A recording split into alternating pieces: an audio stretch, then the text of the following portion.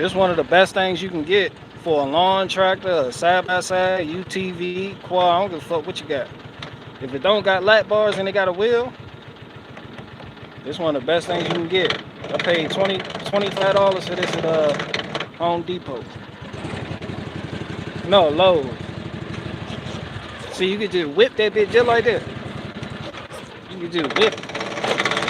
Let me show you how I whip it. Look. Spinner now. Look. All you gotta do is just whip that bitch like that. Just whip. That shit like power steering.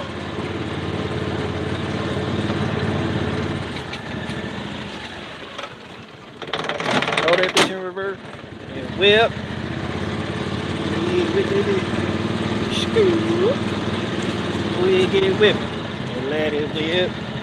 Whip it, baby. Just whip it right. Alright.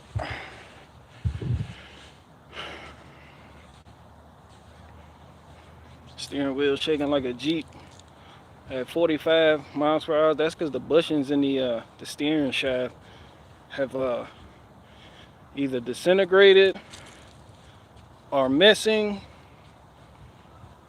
or something needs to be lubricated. But I haven't tore into it to figure out what's going on with that. Yeah. What's up, 222? What up with y'all? Did a little brush hogging around the pond there. They shit chopped like a cheese over there.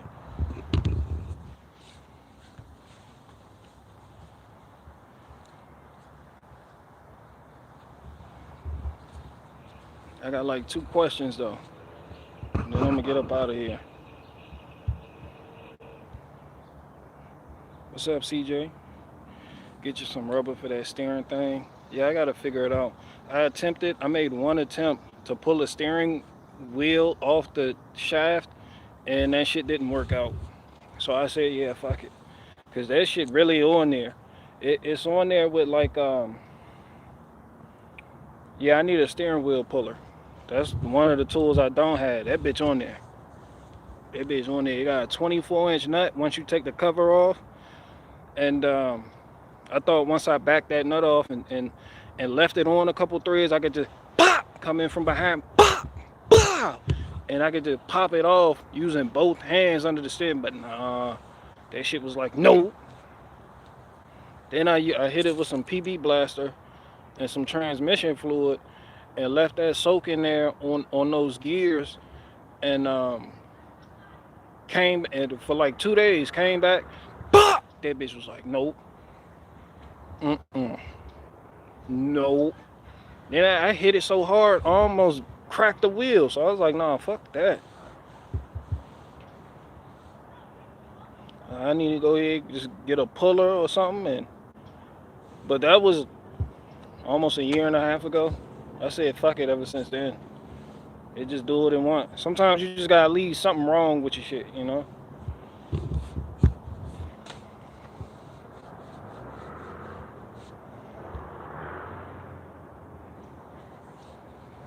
When is the Kings of Waffle House comedy special coming out?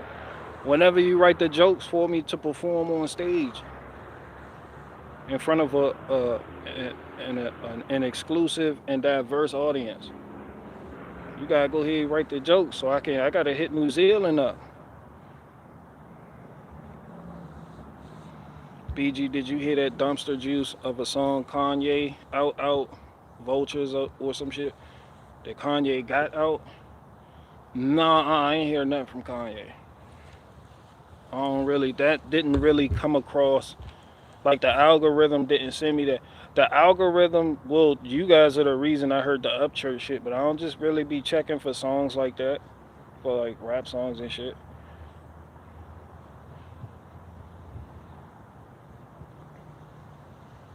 But yeah, I think the algorithm knows I don't like Tom McDonald, so they sent me Upchurch's latest diss track on Tom McDonald. So shout out to the algorithm, because that shit, I was scrolling, that shit was on the timeline. That shit was sandwiched in between 2 tractor repair videos. That's how I know the algorithm was like, nigga, have you heard this stuff? Insert Tom McDonald diss track here.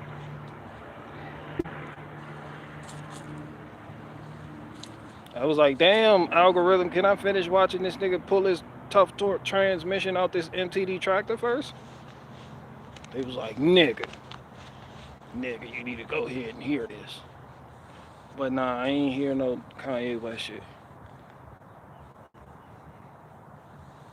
Thanks, BG. I'm getting Cracker Barrel cheese ass, no joke. Shout out to the Cracker Barrel and shout out to their cheese. They make good cheese. I like this shit. My dad used to get that shit. It used to come in a little package. Yeah, it's real good stuff. He used to get some Ritz crackers and cut a few slices. That was a snack for him. I had a couple slices. I, dibbled and dabbled with the cheese a little bit. It's decent.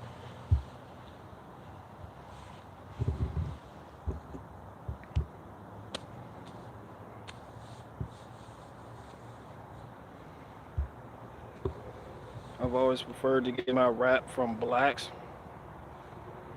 It's just better. Method Man, better than Eminem ever thought about being. Yeah, Method Man up there. A lot of people don't put Method Man up there, but yeah, Method Man up there. Method Man and Ghostface Killer and Inspector Duck and Jizza.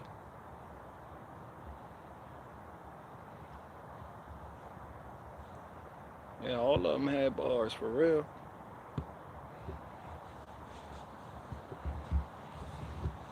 Yeah, Redman get busy. He do that shit. What is your favorite cheese, BG? I'm gonna have to go with sharp cheddar. I'm not real well versed in cheese, but I'm gonna have to. I guess my favorite cheese would be sharp cheddar. I enjoy sharp cheddar because of the way it slaps. It's better than regular cheddar. I guess because it's been aged longer or something. I don't really know how that works. I'm not a cheese expert or really a cheese enthusiast. I just know I like the sharp cheddar. I do like pepper jack if done right. And by done right, I mean on the correct sandwich. Because pepper jack doesn't belong on just anything. You gotta, like a good roast beef sandwich or a good turkey sandwich. You throw on a slice of pepper jack cheese on there, that set that sandwich off. That make that sandwich so much better. I'm telling you real shit. But you can't just slap pepper jack in a steak and cheese and think, oh, it's fucking cheese, it's cheese, it's just cheese, anything works, steak and cheese. Nah, that shit ain't gonna work. It don't hit the same way it would hit on like a cold cut.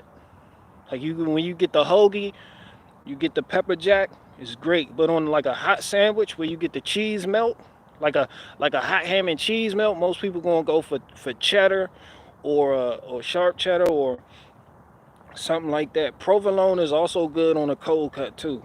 So I ain't gonna hold you there. So you got pepper jack, provolone. So that's just, I don't know, why the fuck are we talking about cheese? The fuck are we doing? I love a good Havarti on sandwich and Kobe Jack for straight eating. Yeah, they got the Kobe Jack string cheese in 7-Eleven right now. 2 for $1. They 50 cents each. But yeah, that's enough about cheese. What up?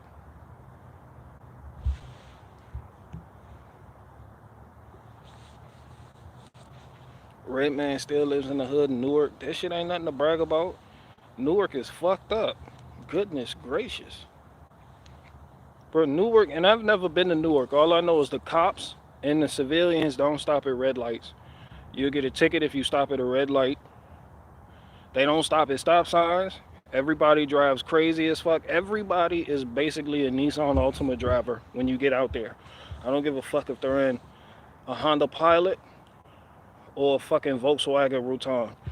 They become Nissan Altima drivers. The whole fucking New Jersey Turnpike is filled with drivers like that. But I was driving past Newark, and because it's right there just before you get to New York, or right there, because Staten Island right there on the right, and you just drive, when you drive past there, that shit look like Baltimore's worst. Like you can see it, just Newark look fucked up. That is a fucked up looking situation right there.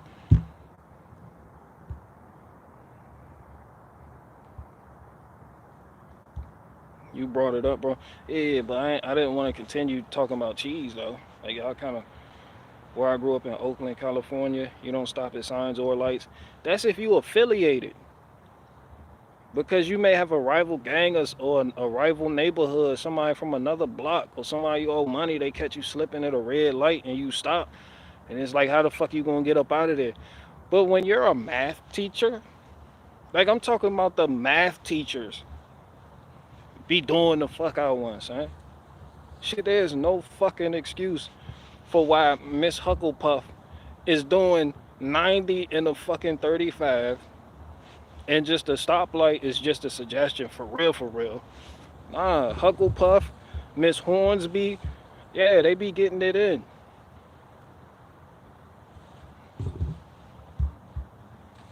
Free Crip Mac, hell nah, keep that nigga locked up. On 55th cut, on 5-5 cut. Yeah, keep that nigga locked up. He be alright. Nah, I don't think he will be alright. He got Hoover Killer on his forehead. That shit, he got Hoover Killer right there. Where he locked up at? It don't matter where you locked up. There's Hoovers in every fucking state. Yeah, he won't be alright. And he already got beat on by the Hoover Jack 5. He ain't gonna be alright. But yeah, he good. That way he need to be. He alright. Fuck it, leave it to Beaver. What's up? 2 questions left. Talk to me. I gotta get busy splitting this wood.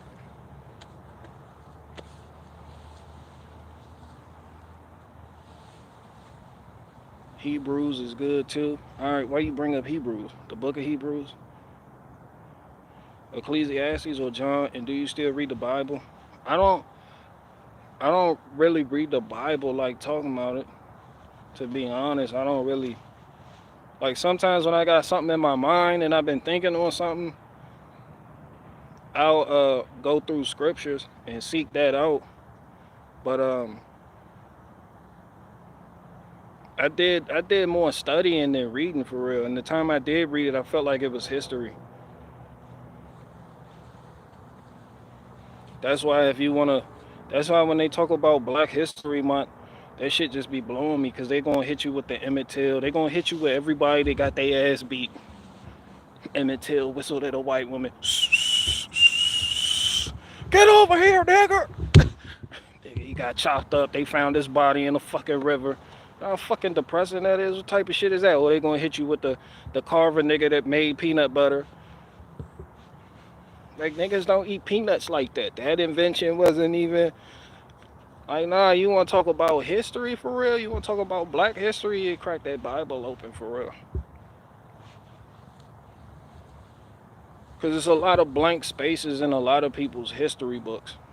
Not saying an actual history book, but I'm just speaking in general, like, with everybody. Because a lot of people been fucked over. Populations have been moved over yonder, then moved back, then back over yonder. You know, people claiming the identity that they have no part, they shouldn't be claiming, like Ashkenazi Jews, shit like that. But when you crack the Bible open and you read specifically Genesis chapter 10, you can see that Ashkenazi was never from the Shemitic line for them to be considered Semites. They were from Japheth. I mean, you can see that Nimrod was a nigger, that he was an African. Egypt, the Canaanites, apparently they descend from Ham. So, and the land of the Canaanites is the same area they call Israel now. So, yeah, nigga, you talk about this shit Black history for real. To be honest with you, whoop-de-whoop, but they gonna hit you with the Emmett Till whistle at a white woman. Got hit upside the head. Man, this shit fucking retarded. I got 2 more questions though. What's up? But yeah, I still read the Bible. I just don't read it that much.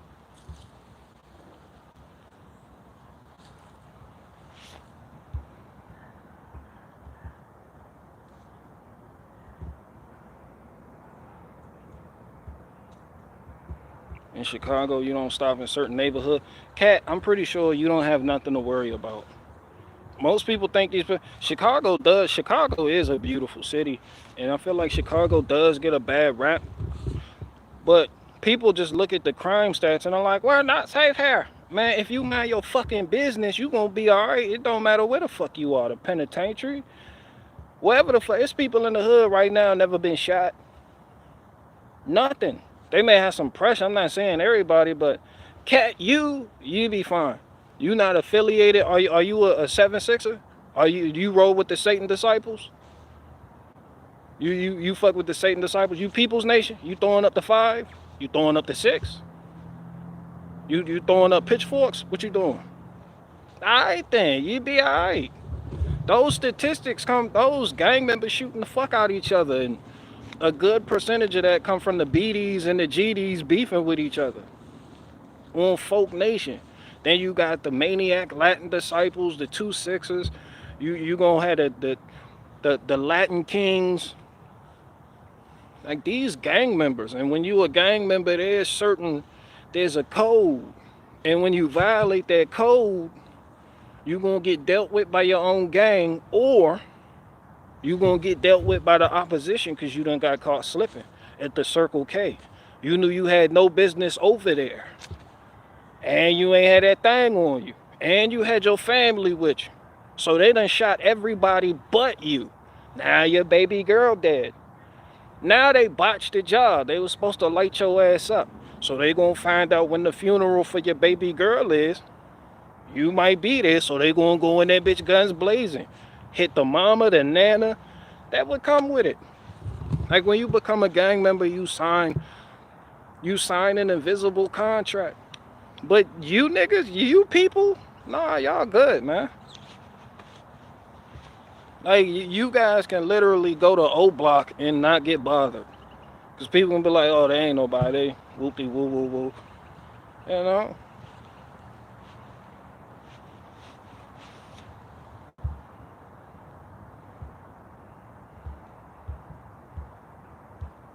But yeah, the book of Hebrews, that shit something. That shit, I like Hebrews 11. I like the whole Bible, official son. I like the Old Testament. A lot of Christians, they reject the Old Testament because they felt like God was just unreasonable. God was unreasonable. It's a different God in the New Testament. That's Jesus. It's Jesus in the New Testament. He would never do that. Man, listen, he gonna lie. That's why they get hold. When atheists, when they be doing their debates, the atheists, would you kill children? But like, nah, I wouldn't. But yeah, God did that shit. He was like, hell yeah, when you go over there, murk everybody.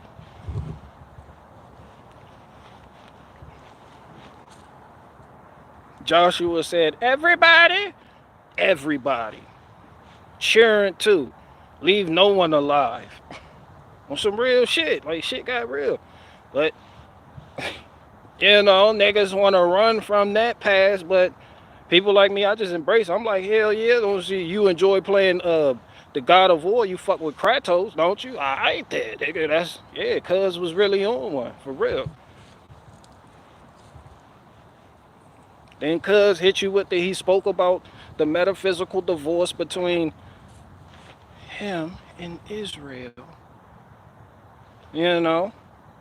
Like it was a union, a marriage, a covenant that was broken. You know, that's why they say the New Testament is the renewed covenant for real. That's why he sent you mercy and grace. But I'm just saying, in the form of his son. That's all I'm saying. Like people running, you know, they ain't going. But that's that hot shit right there. That, yeah, I like the New Testament too. The letters. Like Paul was on one, Peter was doing the fuck out one, you know. They got the beefing and shit, you know. King Herod was tripping, you know. He always tripping and shit. Yeah, Titus, you had Titus, like you had they people. They was sitting there writing these letters and sending them to all over the world. Like just they wrote the Galatians. They was like, yo, Paul was like, yo, you niggas tripping, son. Don't make me have to come up there, dog. He was like, yo, I told you niggas, if you don't work, you don't eat. Like Paul was, for real, Paul was that nigga for real, but You're gonna have a lot of black Hebrew Israelites. They don't accept Paul. Like they reject Paul, all his letters, and they be like, hell yeah, Peter. They can be like Simon, all these niggas. But when they get to Paul, they just like, you know. But these the same black Hebrew Israelites that'll sit there and a woman is not to teach. And I'm like, yo, Paul said that. They be like, but that can stay. But everything else, Paul is a false apostle. So, you know. But yeah, the whole description in its totality, just that shit just go in. That shit cranks so fucking hard. That shit slap. I'm telling you, ain't nothing like being in a broken place in your life, surrounded by silence, because you done made some fucked up decisions and having to reconcile some shit with yourself. And just in total darkness, you have this realization that you know, it's just certain things. And then to try to understand certain things, you just, you know, you know, yeah, niggas was, you know, you at a low point, you try to figure out whoop-de-woo, and then, I don't want to talk about this shit. Let's talk about cheese. So definitely provolone cheese on cold cuts is a good choice. Sharp cheddar cheese on like y'all eat ham, you know, you get you a hot ham melt, you know, get you a, you know, that shit go good on a steak and cheese. You get you a steak and cheese or a chopped cheese, go ahead throw the sharp cheddar in there. Swiss, I'm not a fan of Swiss. I don't really do Swiss.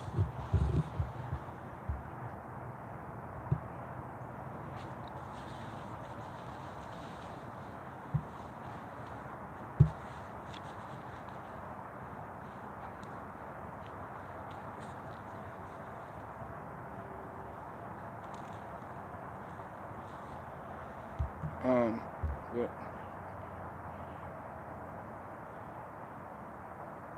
Ancient black Ethiopian Christians. They weren't you like when we're talking about ancient times, y'all do realize the whole of Africa was called Ethiopia by Europeans. As Ethiopia comes from a Greek word that means black faces. Literally. It didn't matter where the fuck you were from. West Africa, East Africa, South Africa, North Africa. They was like, yo, blackface people. That was Ethiopia. Hey, go fucking look it up. It wasn't just, you know, this section right here. Nah, that shit was like all that shit. Well, except for Kemet, like the Egyptians. I mean, not the Egyptians. The Greeks. They knew Kemet was, you know, people call it Egypt now. Like they knew that shit was. But before then, it was Misraim. So you would have had the ancient Canaanites calling Egypt Misraim before it was considered to be Kemet or Egypt. So you just certain parts of Africa, like in the Bible, when you read Genesis chapter 10, it's going to tell you the descendants of Ham, and it's going to say Put is P-U-T, and that was what they considered to be like modern day Libya. So Put was a descendant of Ham, and then you had Canaan, Mizraim, and you had Cush. Cush was considered to be, that's where Moses got his wife from. So, and then Nimrod was a son of Cush. And that's basically South Africa. That whole kingdom right fucking there. So, yeah.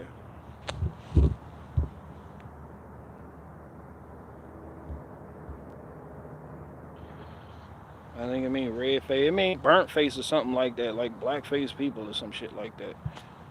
Somebody Googling the shit right now, they'd be able to hit you with it. But yeah, Swiss is good only on certain things and not by itself. Yeah, I've never enjoyed Swiss cheese on anything.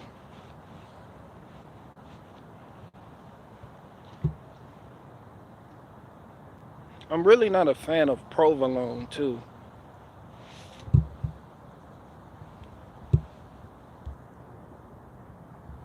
Swiss is good only on a certain.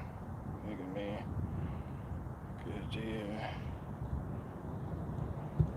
Yeah, mozzarella, that's decent. I like it. I googled it. It's burnt face. Yeah, Ethiopia mean burnt face. It's just how they. It wasn't.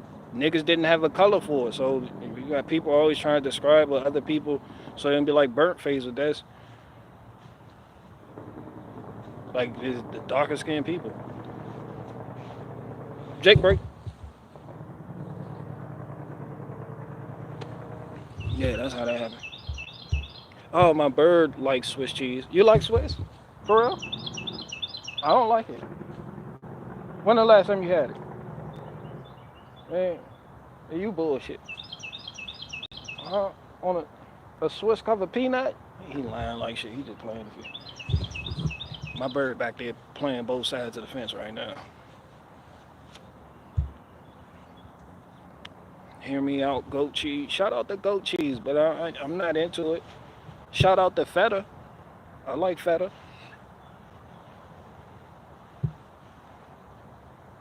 It just popped in my mind. I like the little cubes of feta. Feta cheese good as fuck. They need to put more in the little container. That shit is outstanding. Like, you ever been to Kava and ordered a bowl meal? You be like, hell yeah, let me get some feta, some harissa. They shake the spoon on the feta. That way you like, yo, what the fuck was that? They be like, oh, you wanted the harissa, right? Nah, go back to the feta. Like your spoon wasn't even fully submerged and shit before you pulled it out and started sprinkling the shit.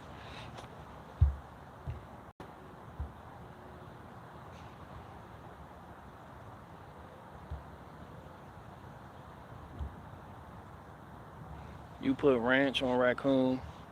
Nah, but I did call on Benjamin a ranch raccoon. So there's that.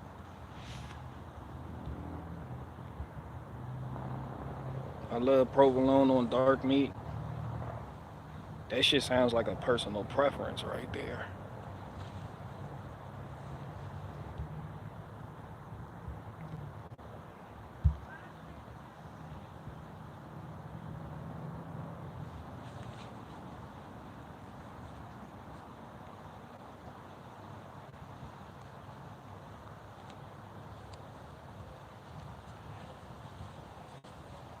Shapiro Bone was getting high with on last night. Shout out to Shapiro Bone.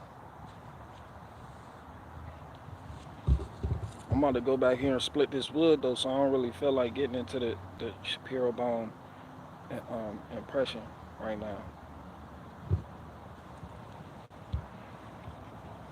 Queso fresco is bomb. Yeah, I like queso, however you say it. Like that's that nacho cheese shit. Who put ranch on raccoon? All respectable hillbillies use mustard. Shit, I'm pretty sure you go somewhere in Louisiana, Alabama, Mississippi, they putting ranch on raccoon. They say it tastes just like chicken. They really catch cones and they throw it in a soup.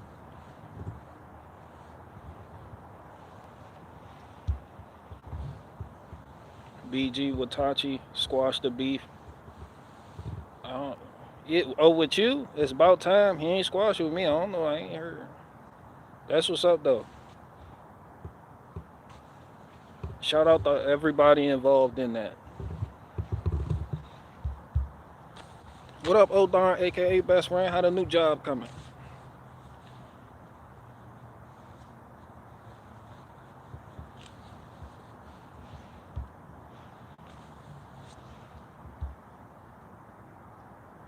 Nah, they dip it straight in the Miracle Whip. Not at all. Miracle Whip is nasty as fuck. They shouldn't even be an option.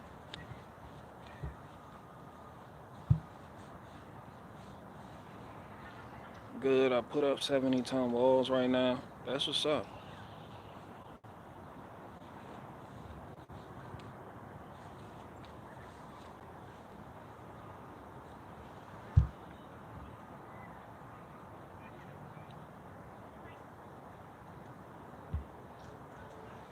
Cookies and bubbles are strange. Yeah. So anyway,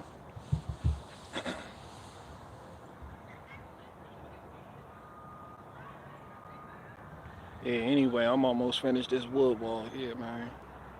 I'm ready to move on to the northern wall, hit my auxiliary wood wall, and then shoot on across the yard and hit this eastern wood wall right here. Probably get me about a good 15 pallets on that side before next year. So in the next 6 months, I'm gonna be busy. Within the next 6 months, I plan on having that done.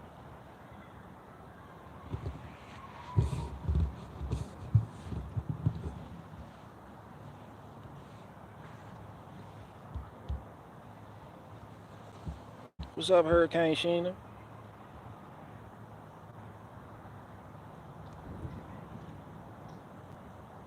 I never figured out why Watachi is mad at you in the first place. Hope y'all were.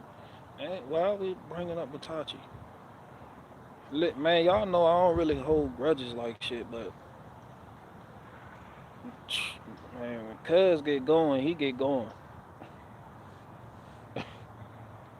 Cuz like an Energizer bunny with the he an Energizer bunny with the bullshit, and I'm over here trying to be Ray Charles to the bullshit. You feel me? So I ain't like shout out to Cuz, but yeah,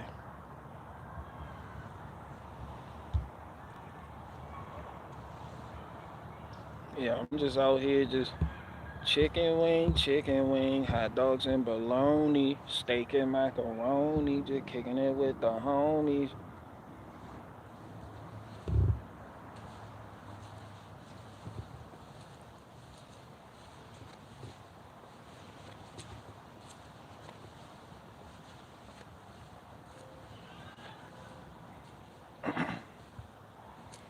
I thought the beef was squad. Man, Sheena, I don't even know. You already know me. I don't beef with nobody. I'm just out here living. I'm just a guy with a selfie stick, pacing back and forth in the backyard with a wood wall. I don't know nothing about nothing. I'm blue pilled to all that shit. You on Benjamin Cool now? Yeah.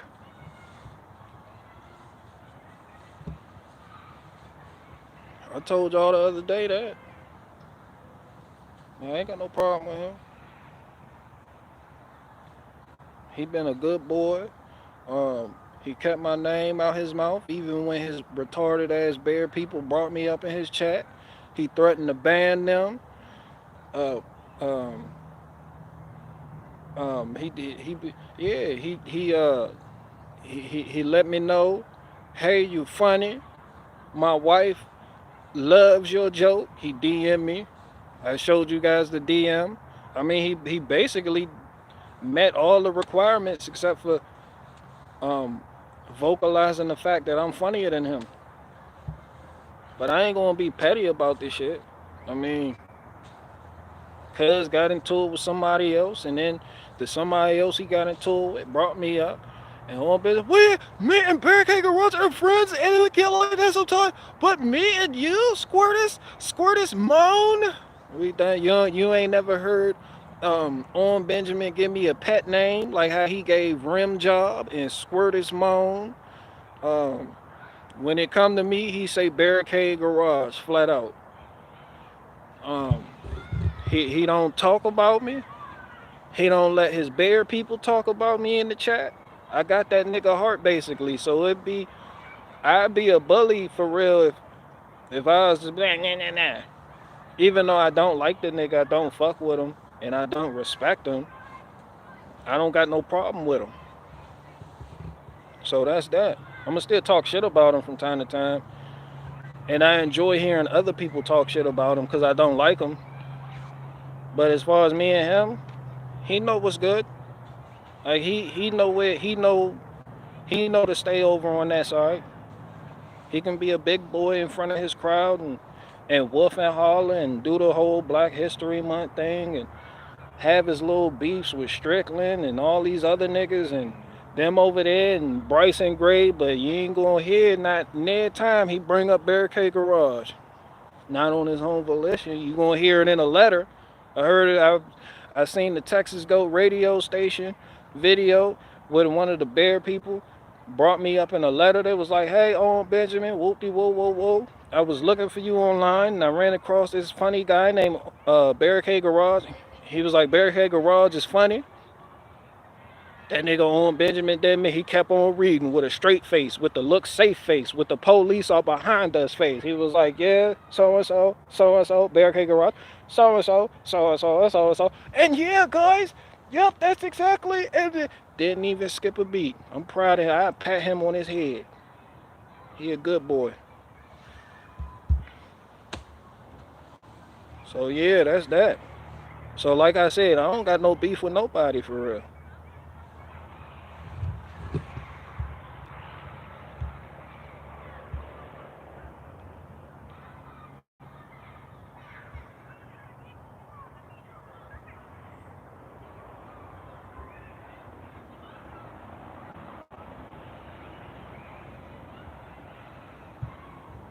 Shout out to Sean Strickland. I don't even really know what the fuck going on. Oh, cause he beat up Sneeko or something. He punched out Sneeko, and yeah, I seen that shit on the Texas Goat thing, and he punched. How the fuck did they even get in the ring together? Like how? Like shout out to Sneeko. I seen the clip. Strickland put his paws on Sneeko. I'd have fell the fuck out. My knees would have buckled the first time I got hit by Strickland. So shout out to Sneeko for just standing there getting beat the fuck up like that. But he didn't fall, so shout out to him. But yeah, Benjamin took that shit to heart, and yeah, he took that shit to heart and used that whole situation as a moment to teach his followers on how morally superior he is to everybody else, and how he got daddy issues, and he want to help Strickland because Strickland got daddy issues for beating on that boy like that. Um, so yeah, it's pretty much the gist of it. But yeah, shout out to all these niggas, man. I don't have no problem with nobody, man. I'm just out here living my life. I got lawnmowers. I got a lawnmower over there. I got a Cub Cadet ZT1 right there. I got a Toro Titan HD 1500 series right here. I got some oak wood that I need to split, so I'm good.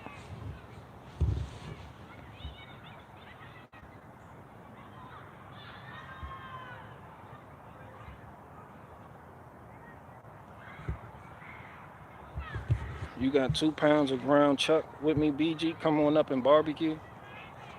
I don't. Maybe one day. Maybe one day. Y'all got an offset smoker, or do I gotta bring mine? Cause I don't like cooking on anything else. I'm bringing my own oak wood too. If we ever do have a situation where it's like some people, some people that's gonna pop with each other, I'm I'm I'm bringing my own wood. Like I will supply the wood, cause people like to have a meetup and then go to the Piggly Wiggly and pick up the birch wood they have in the bundle and throw it on the grill. Nah, son. Fucking use that shit.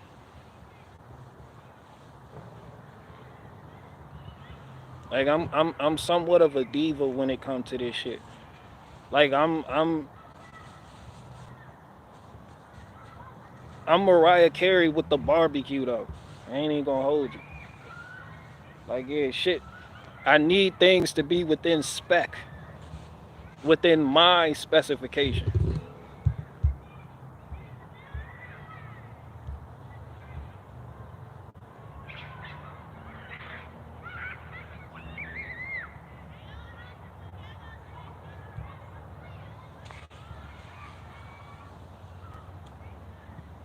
What up? Why you change your profile picture, little man? You had respectfully, you had a beautiful, healthy, happy, wholesome uh display picture. Now it's just a bowl of low main, but that's what's up. Shout out to you. That he call himself a diva. Yeah, in the sense that Mariah Carey is like, pick up and carry me. Fucking carry me. Carry me over here. Like it's just certain things. I'm like, nah, I don't like that. Like people that hit you with the you like yeah. I'm a uppity yellow bone Negro when it come to barbecue. I'm uppity. I'm just upper class when it comes to that. People throw anything in the fucking grill. Hey, you seen some of these niggas barbecue, son? You been to some of these cookouts? Don't fucking hit me with that. People will go get sticks from somebody's backyard, throw it on the offset smoker. Oh, we cooking now. We cooking with the no y'all ain't the who eating. I'm not eating that. I won't eat that shit. It's the same reason why I don't eat potlucks and all that other stupid shit. People just bringing a whole bunch of shit for real. Cause I got trust issues for real, and people really be doing some strange things in their home, and then bringing the food to the meetup, and they be like, oh yeah, hell yeah, eat it. Don't you like it? And that shit got some weird shit in there. Like the macaroni and cheese might have raisins in it. Man, also, yeah, I got trust issues, man. I like that's why I really gotta know, but people's like, oh, BG, you weird. Jake break. People like, yo, BG, you weird. I'm weird like that in real life, though. I don't know what to call it, OCD or what. It's the same reason I can't have like more than one barbecue sauce open in the refrigerator. Like I really have a problem with that. Like I don't have an outward problem. Like it's cool. I'm not gonna freak out, but it's gonna be in the back of my mind. That shit just gonna be right here like this. You know?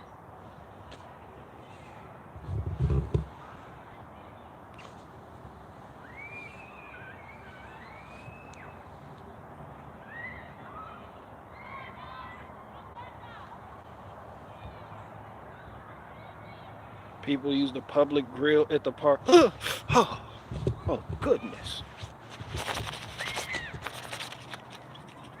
Ugh. Yeah, I'm not eating any. I'll show up to the cookout, but I'm not eating anything that come off that public park grill. Fuck no. That's like using the. That's like taking the shit in the public restroom. Hell no. And I don't like eating things cooked off of aluminum foil neither.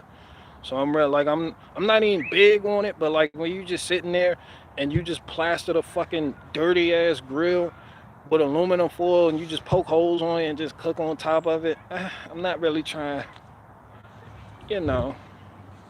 Like I like you, but I'm not trying, you know.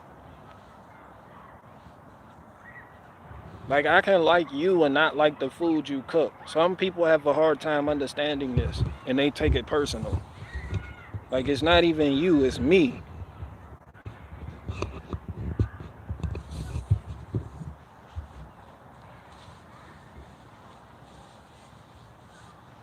But some people grew up eating food that was cooked on aluminum foil on the grill.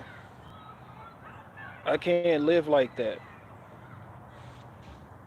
There's another reason why I don't go to barbecue joints because I don't really, unless it's like a food truck and you see the dude out there and he whipping up and you can, like, I like the intimacy of that setting where you got these pop-up barbecue spots and you can talk to the dude back there grilling like the spots we got around here. But when you just go to a restaurant serving this, like I have a hard time in any restaurant for real. I don't really go to restaurants. I don't go to restaurants, but like where I know they don't, aluminum is fine. The fuck it is. Not on the fuck, not, no. Yeah, it's fine for you. I respect that. I respect that. That's what's up. That's good for you. But nah, I'll pass.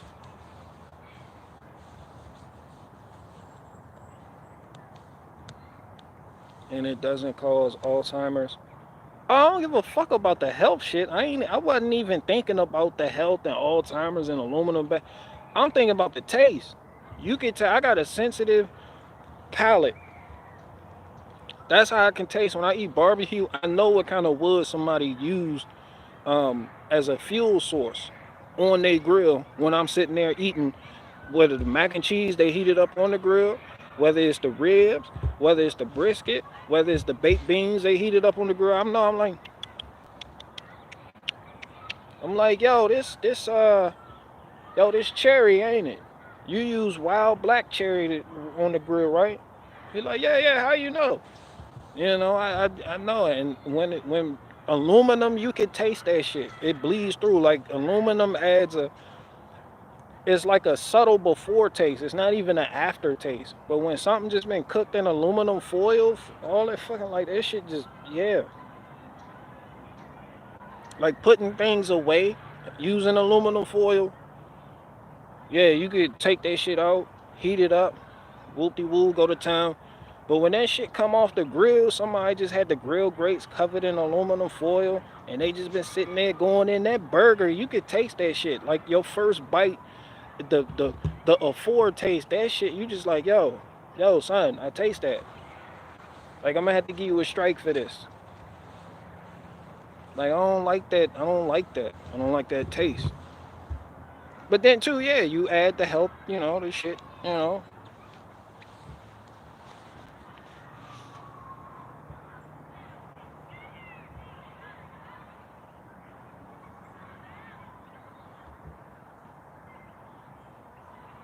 Can you taste the wood of the match that lit the fire?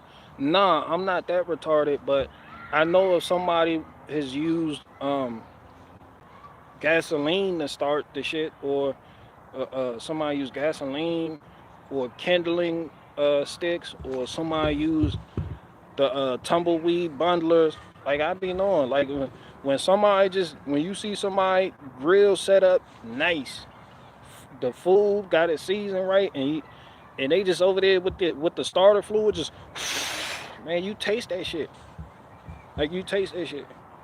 Some people they use starter fluid. Like I guess you could use starter fluid, but you gotta let that shit burn off for like 15 minutes. Some people just put the food directly on the grill, and you can taste that in the final product.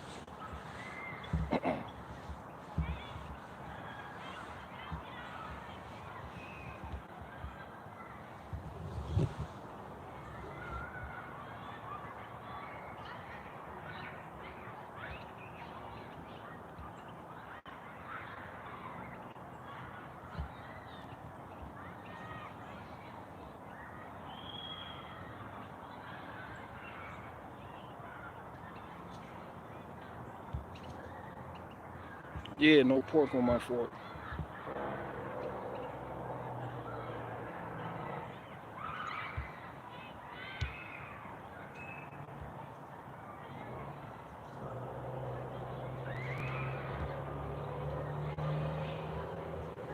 No roaches in Western Washington. Stop playing. I'm sure he has seen some nasty shit, Lil Lo. My husband said the Asian ones are the worst. So, what if I having bugs and shit? Shout out to the shout out to the Asian restaurant. Shout out to the carryouts. But yeah, I stopped eating egg foo young a while ago. Like that was my shit. Egg foo young. I remember like when I was young, I vividly remember getting the egg foo young, the beef egg foo young, and my sister, she would always get the beef and broccoli. No, no broccoli. Let me get a beef and broccoli, no broccoli. They give you that big dumbass origami container of white rice. They give you some rice. They don't give a fuck about that. They don't shake the spoon on the rice. Rice come in its own situation. Like you gonna have that rice gonna be in its own thing. They don't even put it with it. They don't put it around it in the same container. That shit come in a whole separate container. You done spent like $30 at the carryout, and you walk out there with like 5 bags because they putting everything in separate containers. That shit, you like, damn, would you order the whole fucking menu? Like, no, I only ordered two things. And one of the bags gonna be filled with duck sauce. They gonna give you duck sauce for no reason. No, no one requested this. They just give you take duck sauce now. Whoa. You got duck sauce, man.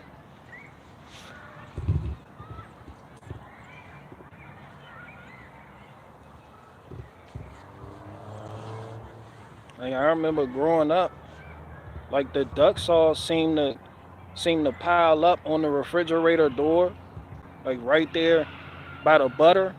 Yeah, it was some shit of duck sauce right there. Cause we ain't know what the fuck to do with it. But you know when you got a problem with just throwing shit away, so you just like, what do we do? We keep just put it in the refrigerator. It's uh, like this shit accumulate in the refrigerator. Me, I don't have no problem throwing shit away. I throw shit away. I don't give a fuck. I'm throwing that shit getting thrown out.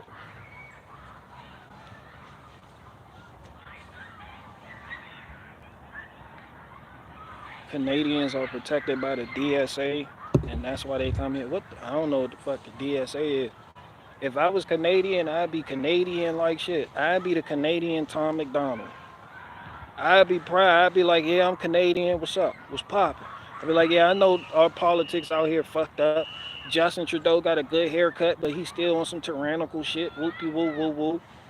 Uh, the provinces, got Americans talk about, yeah, we still loyal to the crown, et cetera, blase blah. Yeah, nigga, that's where they need all the freedom fighters and Tom McDonald people boosting the morale of the fucking Canadians.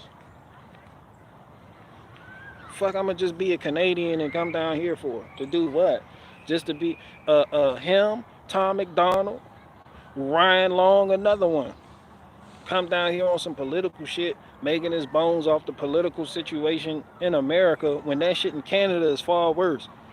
You can't garner an audience up there in Canada to rock with you on some shit like, yeah, the country fucked up, political shit. You can't drape yourself in the Canadian flag and with a bottle of maple syrup, like, yeah, we do this shit. Yeah, nigga ain't, yeah, straight, yeah, son. Yeah, maple leaf, all that shit was popping. Nah, nigga, just be Canadian. Ain't nothing wrong with being Canadian. Canadian got good folk up there.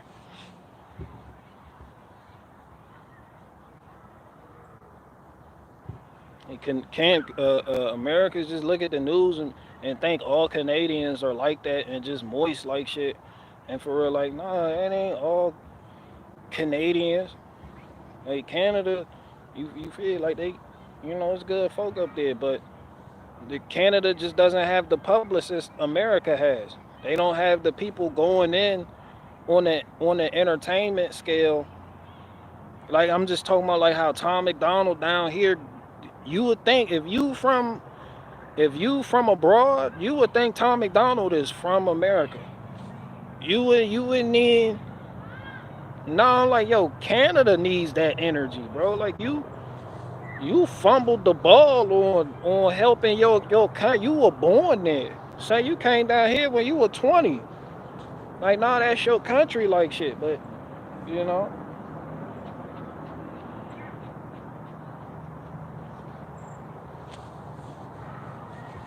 You feel like that shit just crazy.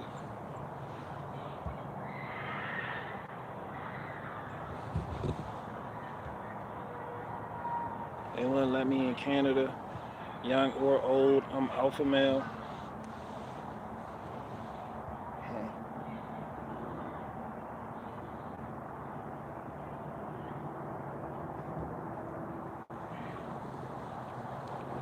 Bro, all I'm saying is if I was born in Canada, I don't give a fuck what people say. I don't give a fuck who in America. Yeah, nigga, I'ma have yeah. I might go hard. You just have the fucking. I'd be maple leaf the fuck out. You'd have thought it was a gang. You'd be like, who the fuck? Like yo, they maple leaf the fuck out up there. What the fuck going? Be like, yeah, go there.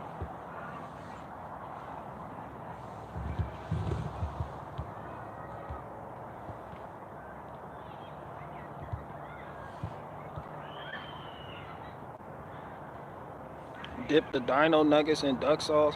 I would never disrespect the dino nugget by dipping it in duck sauce. Duck sauce is not for me or my palate.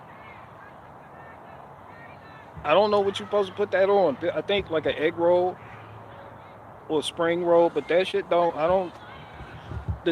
It's too. I don't like it. I don't like the flavor. Nah, fuck no. No, my dino nuggets will never see duck sauce. Fuck no. I'll put straight ketchup on my dino nuggets and curly fries before I just use duck sauce. That's fucking preposterous.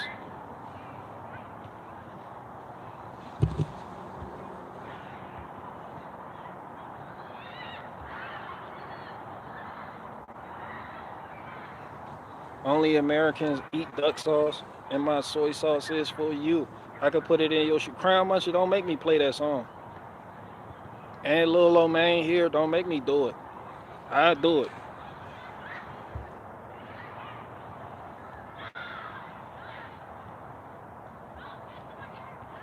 Wealthy people don't eat fast food. Fuck them wealthy people. I don't give a fuck what wealthy people eat. Fuck them.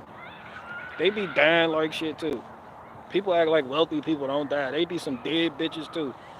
They be turning up dead as fuck too. They money don't save them. Money has never saved anybody. All you doing is prolonging the inevitable. You got great health care. You got a good plan. Niggas like, hey, money, you sit up there and eat. You know. You take care of your body because that's just like your temple. But at the same time, people real religious with health. Like that shit becomes a whole religion. Like people throw bread at health, trying not to end up like how their great grandmama ended up, or they got this going on, and people don't seek salvation from the only source you can seek salvation from. They just turn to the health gurus and start worshiping them. And no, I don't feel we can destroy the body. I feel we can destroy the body, soul, spirit, mind, nigga, that shit. But that I don't mean to go there like that. But yeah, shout out to the wealthy people though. Yeah, some people just take shit too far sometimes though.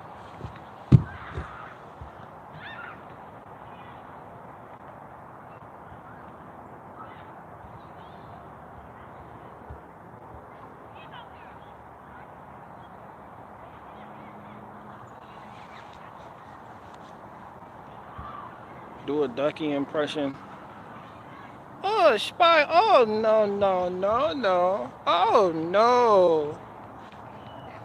That's the only thing I remember Ducky saying. All she did was tell people what they couldn't do. Oh, no, no. Littlefoot will come with this great, although preposterous, idea for an adventure fun-filled time. Ducky bitch ass, oh, no, no, no. Like, yo, what the fuck? Like, who let you in the gang? Like, who jumped you in? Well, who put you down? Who put you on the hood? Who put you on the set, cut? All this fucking negativity right here. Spike jumped the lesbian in. Who the fuck put you on? Fuck. They had the lesbian triceratops. She was a dyke. She was a bull dyke. She was just a lesbian and she wanted to be. She was just dyking it. Littlefoot, that was Littlefoot homie though. Littlefoot was a lot like Tommy Pickles though. I ain't even gonna hold you. Like Littlefoot and Tommy Pickles got a lot in common.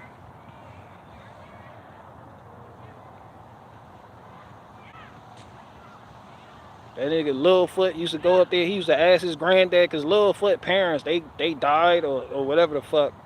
They just left the little nigga somewhere. So Littlefoot was being raised by his granddaddy Longneck. Granddaddy Longneck, big as fuck. Littlefoot granddad was. This nigga was imposing. Littlefoot would be like, hell yeah, I think we can go ahead and head on down yonder. Littlefoot grandfather be like, no. That when the dyke come in, the dyke that he jumped in on the set, the dyke would be like, I think we can go ahead and make it down there before he even noticed how we gone like shit. And of course you got Ducky back there. Oh no, no, no. We don't do that. Trouble. Spike back there chewing on edibles. Spike was loked the fuck out. Spike had on the lokes with the bandana hanging out of his pocket, chewing on edibles. High as fuck all the time, just out of his fucking. Spike didn't give a fuck what was going on.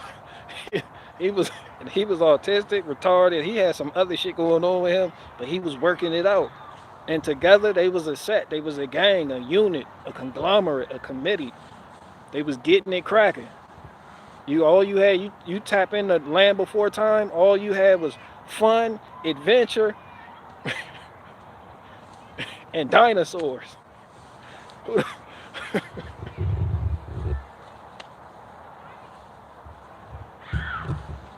Yeah, shout out to the whole squad. Shout out to Land Before Time. That was my shit.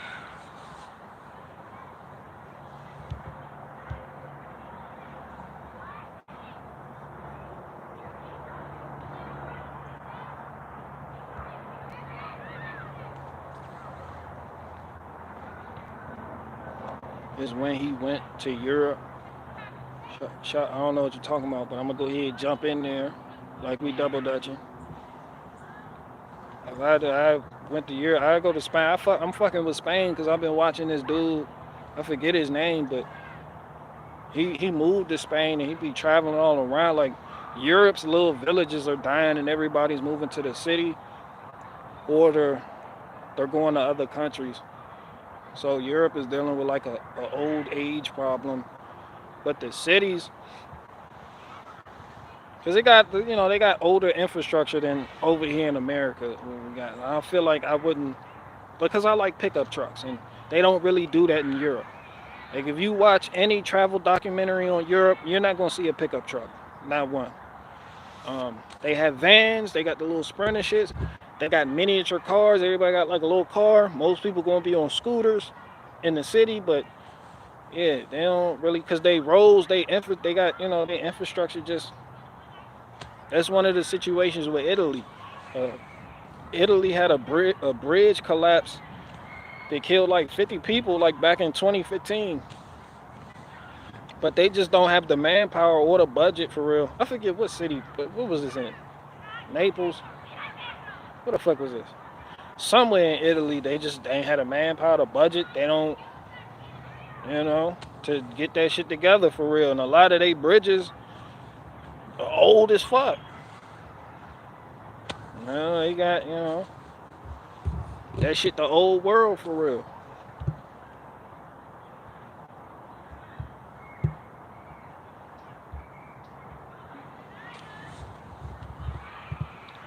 A lot of elderly in Italy now. That's because the youngins is moving out because there's more opportunities elsewhere. A lot of people don't have an allegiance to their country they were born in. They just want to go somewhere where they can make enough money to provide for their family if they have one, or to live comfortably. And a lot of people, a lot of young people in Europe, they feel like they can't do that in Europe.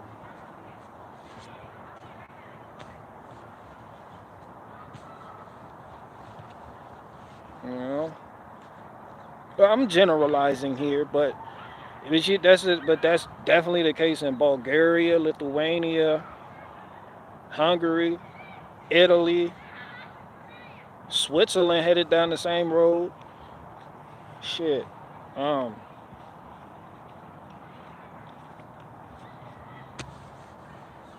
that's why I need to go ahead and return back to Ireland where my ancestors are from and lay my roots down in Ireland. I'm taking Virginia with me, of course, but yeah, Virginia coming with me. Like this whole fucking state. Right there in Ireland. But yeah, man, it is what it is. I got 2 more questions.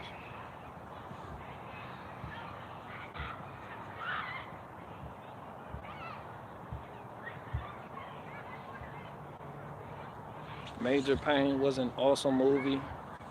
Shout out to Damon Wayans.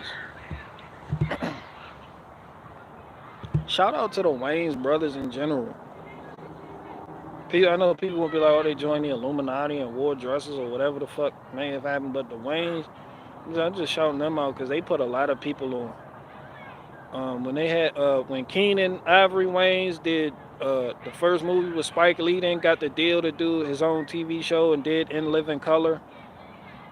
He put on Keenan Ivory Wayne put on Jim Carrey,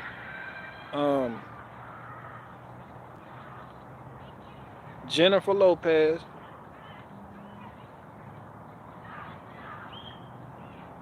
uh, Jamie Foxx. Man, a lot of comedians came out of there. Tommy Davidson.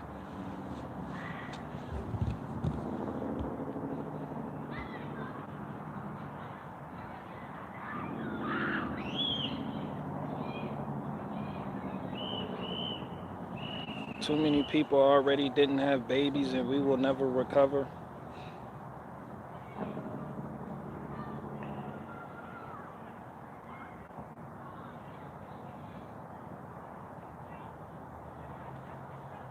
I don't know. I just think it tends to be a pattern, and I don't know.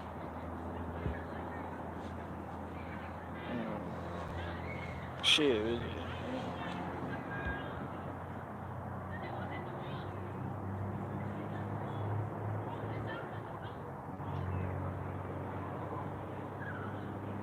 Yeah, shout out to In Living Color.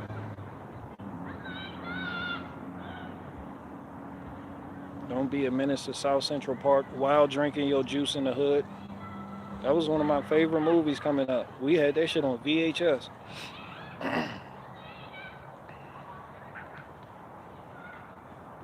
That movie. Don't be a menace to South Central Park while drinking your juice in the hood. Is one of those things people refer to as a hood classic.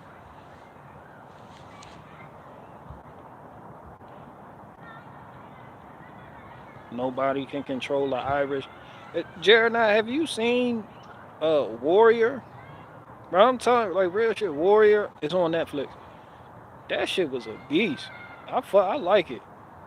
This shit got 3 seasons, and they talk about how the Irish were clash, the Irish and the Chinese were clashing in San Francisco because you had a lot of Irish people who felt like, because Irish people, immigrants came here from poverty. Ireland was just down bad, dog. Like they got treated like dogs in Ireland by the Brits. Then came out here, got treated as like third and fourth class citizens, right up there with Negroes type shit. But a lot of Irish immigrants, they fought for the Union, for the North, and they felt like, yeah, we fought for this country, whoop de woo.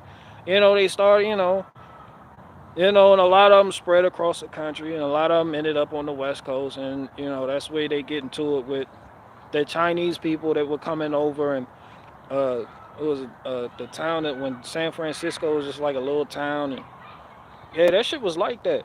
Like how the one Irish dude, like he can act his ass off, but he was like the head Irish dude. He was like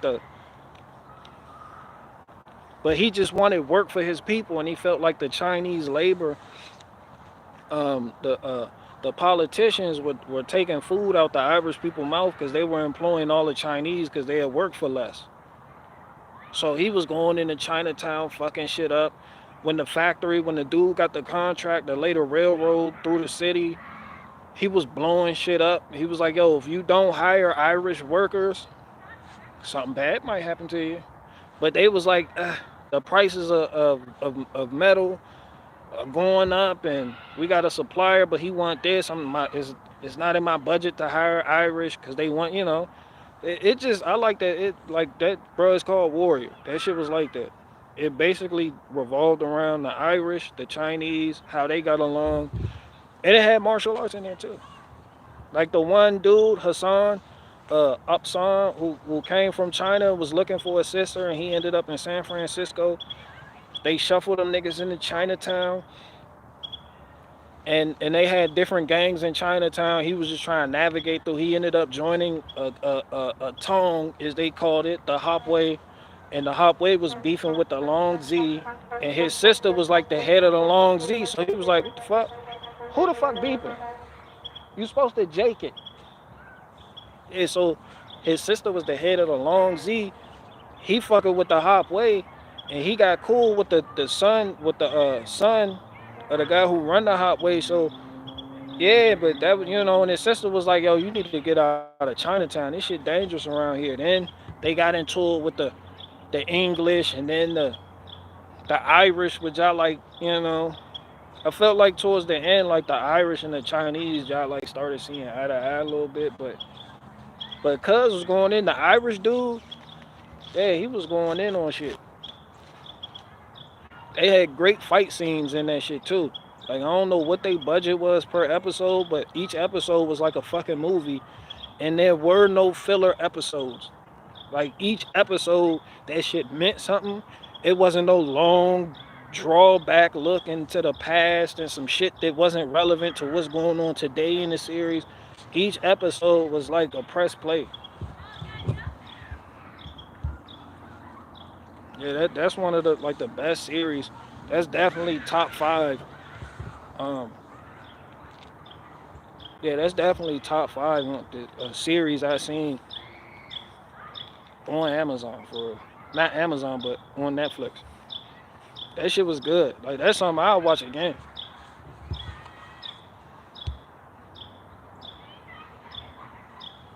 But everyone knew back then gingers had no souls. Nah, it was about work. It was about money. It was about money. It was certain people, which is why a lot of people were fighting for the North. That's why the North had to get a lot of immigrants. The Union during the Civil War, the Union was using Irish people. The Union had a lot of Europeans that weren't like the Union wasn't 100% Americans. Like you gonna have English folk like, oh, we fought to free the slave. Man, them was a lot of fucking poverty-stricken immigrants from Europe that came over here and were offered an opportunity for citizenship if they picked up their rifle and fought on the side of this war. They had come through Ellis Island. Was this before Ellis Island? Yeah, they had come through, but then you had some English folk who already, the uppity English, they were uppity like shit. They felt superior to every fucking body. Like, they ain't give a fuck if you were European.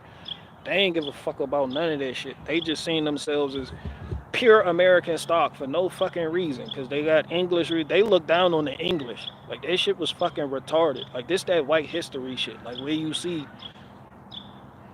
how retarded the white shit is. And they were coming out here and they had to fight for the North in order to get certain benefits, privileges, being able to move around. And the Americans, the English whites, they felt like, yo, these niggas are a burden. So they didn't even really want the North to win. Like New York was in a tough place because they was like, we got all these fucking immigrants. So the fuck going on? If the Negroes do migrate up north, because like 95% of Negroes just are in the fucking South. And they were like, we already got Irish, we got Jews, we got Italians, we got all types of shit already up here, and it ain't no jobs. So if the Negroes come, they gonna get all the work because the Negroes gonna work for pennies on the dollar. So they didn't. This shit was. It's like, what do you do at that point? Then too, you had a lot of wealthy people. Not just J.P. Morgan, but the Astors, uh, um, the Vanderbilts, all of them, that they were just paying. Like you could pay a certain amount of money in order to have somebody else take your place. And when they drafted you, all you had to pay a fee, and somebody they'd go get an immigrant to take your place on the front line in the war. Like yeah, shit was like that. So it was a lot. It was a lot of immigrants fighting for this country, and they felt like fighting the South, and they felt like they were owed something from this country for fighting for this country, even though it was a fucking civil war. It ain't like this country was at war with them folk. So that started the whole thing, and then it was tension between the Italians and the English. And then the Italians started forming gangs, the Irish started forming gangs.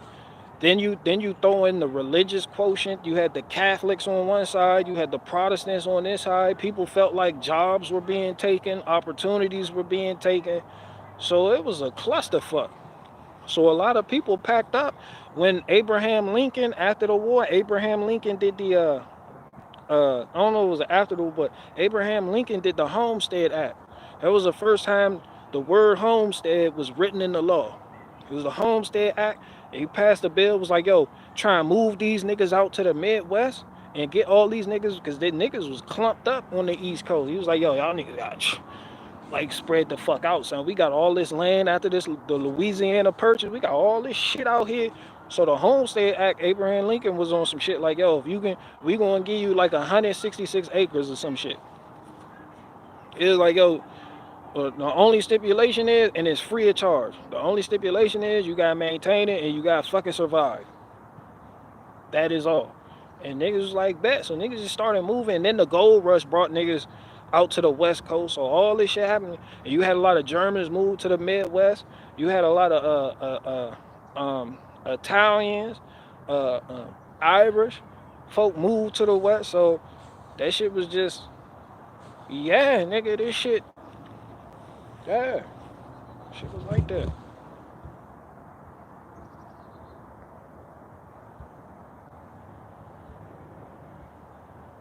Is it based on a true story? No, the Warrior series, I don't think it was, but that's how it was.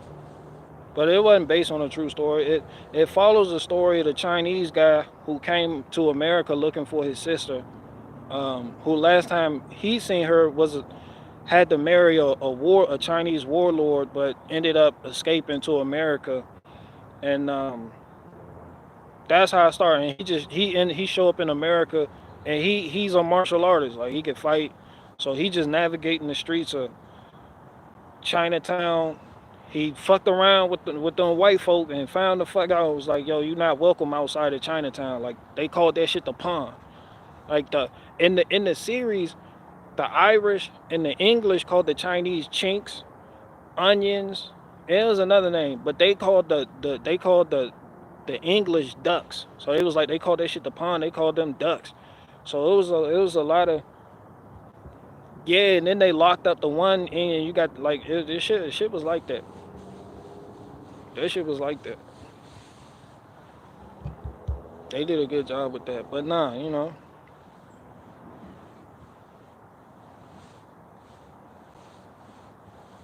Yeah. Ip Man versus Abraham Lincoln. Shout out to Ip Man.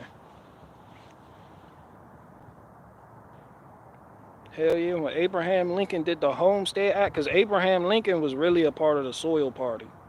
Like it was before all the Republican and Democrat shit. Like it was something. It was called the Soil Party, and that came from then. They was trying to get people off the East Coast. I'm just implying that I don't know what the fuck their goal was, but they just wanted to populate the Midwest. They were like, yo, so I'm just gonna assume like it's too many fucking immigrants, too many people, and they clashing. So you're gonna have what looks like to be white on white crime, but this was before people were just white. This was before Darwin's cousin came with the bullshit. Um, what's this shit called? With your baby, where they took calipers, measured the baby nose. What that shit called? This was before all that. Um, damn, what's that shit called? They did genetic.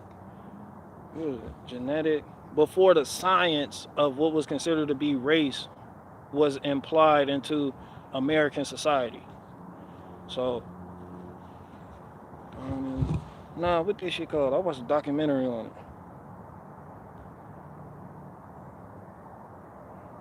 The Homestead Act sounds like a good deal nowadays. Yeah, and a lot of people died trying to do it. A lot of people succeeded though. But yeah, you're not gonna get that now because everybody owns something now.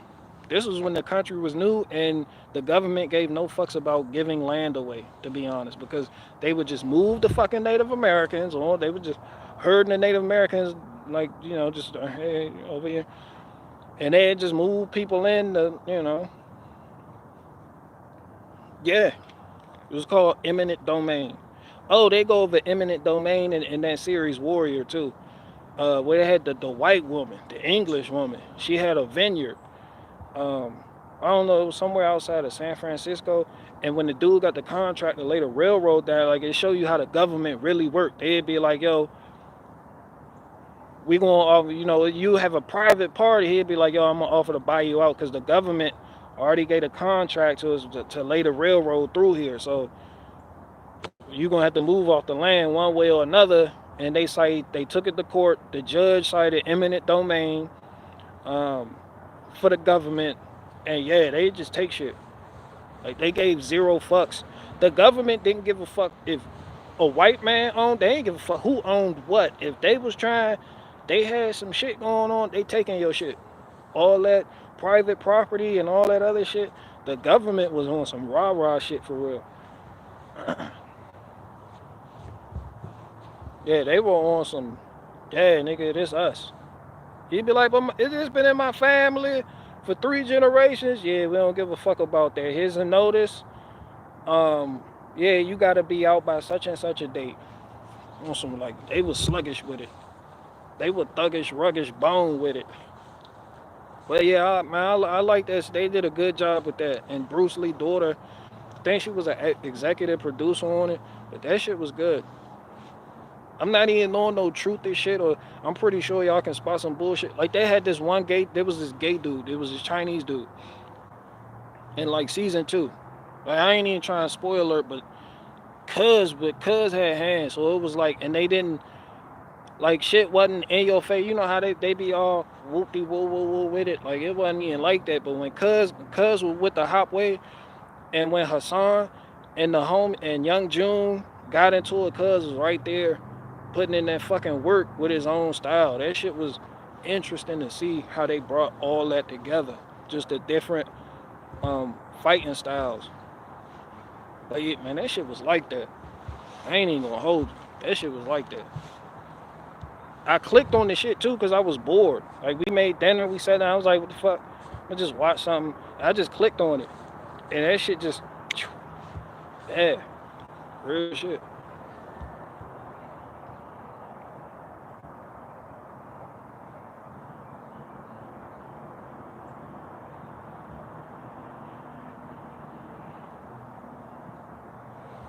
Oh 0513, how can you honestly believe some of the people we served with didn't let this country after seeing what they did?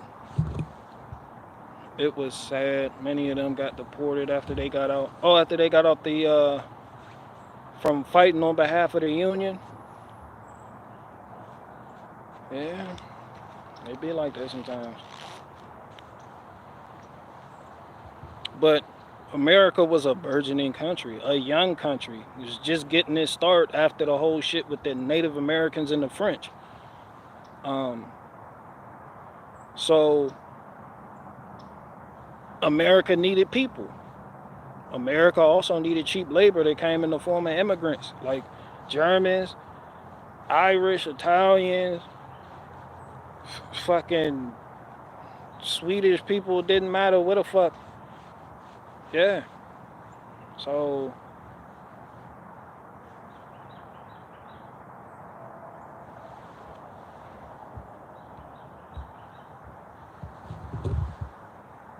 who split all that wood for you, BG? Oh, a El Salvadorian named Juan.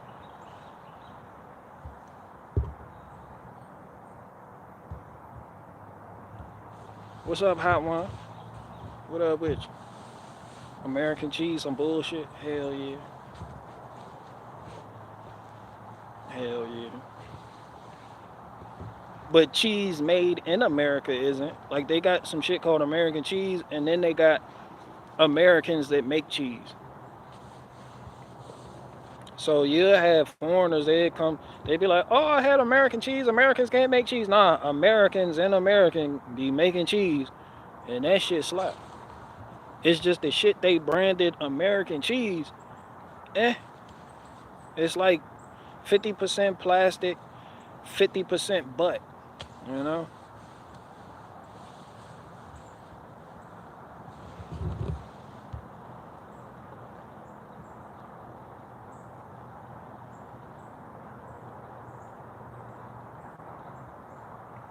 I don't deny that some of them grew to love America, but not all.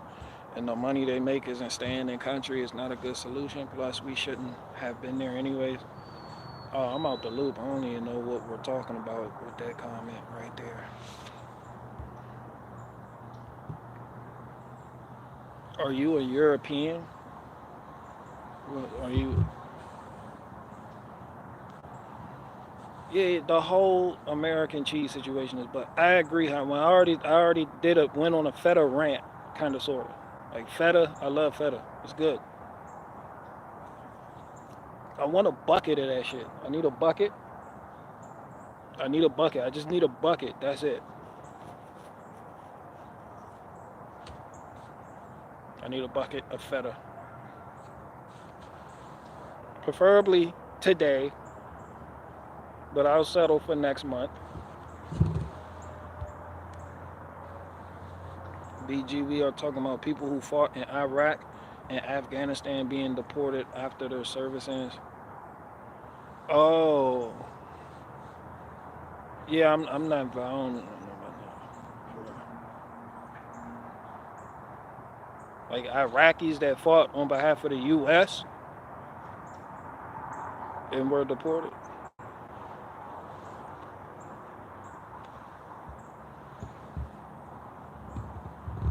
How much money has to? Oh yeah, Vancino Corsetti and Crown Muncher, they having a discussion. You know, I don't know. I was in another world while this was at, so I can't get my input on that because I am about to go back here and split this wood though. So I got one more question.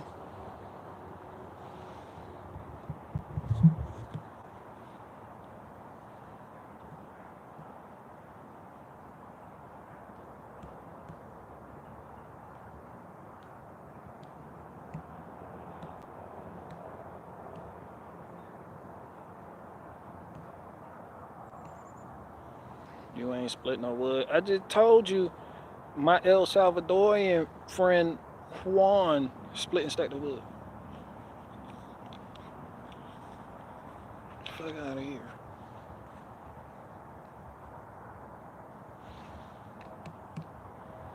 I don't care where someone is born. If they fight for America, they should be granted citizenship. Hmm.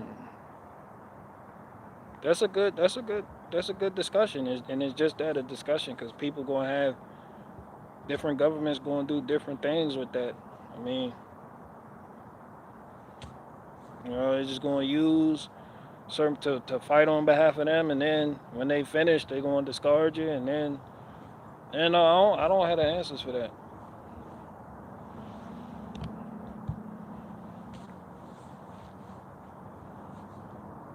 I know if when it comes to my zombie apocalypse group, and you not a part of my zombie apocalypse group, but if you help me fight off enemies, like let's say bear people, if you help me win a war against bear people and whatever the fuck they got going on so we can take over their shit, you are now in my zombie apocalypse group. That's all I'm saying. But the idea of countries um, and labeling certain territories is going to always get in the way of that train of thought. There's always going to be red tape. There's always going to be support and non-support, you know.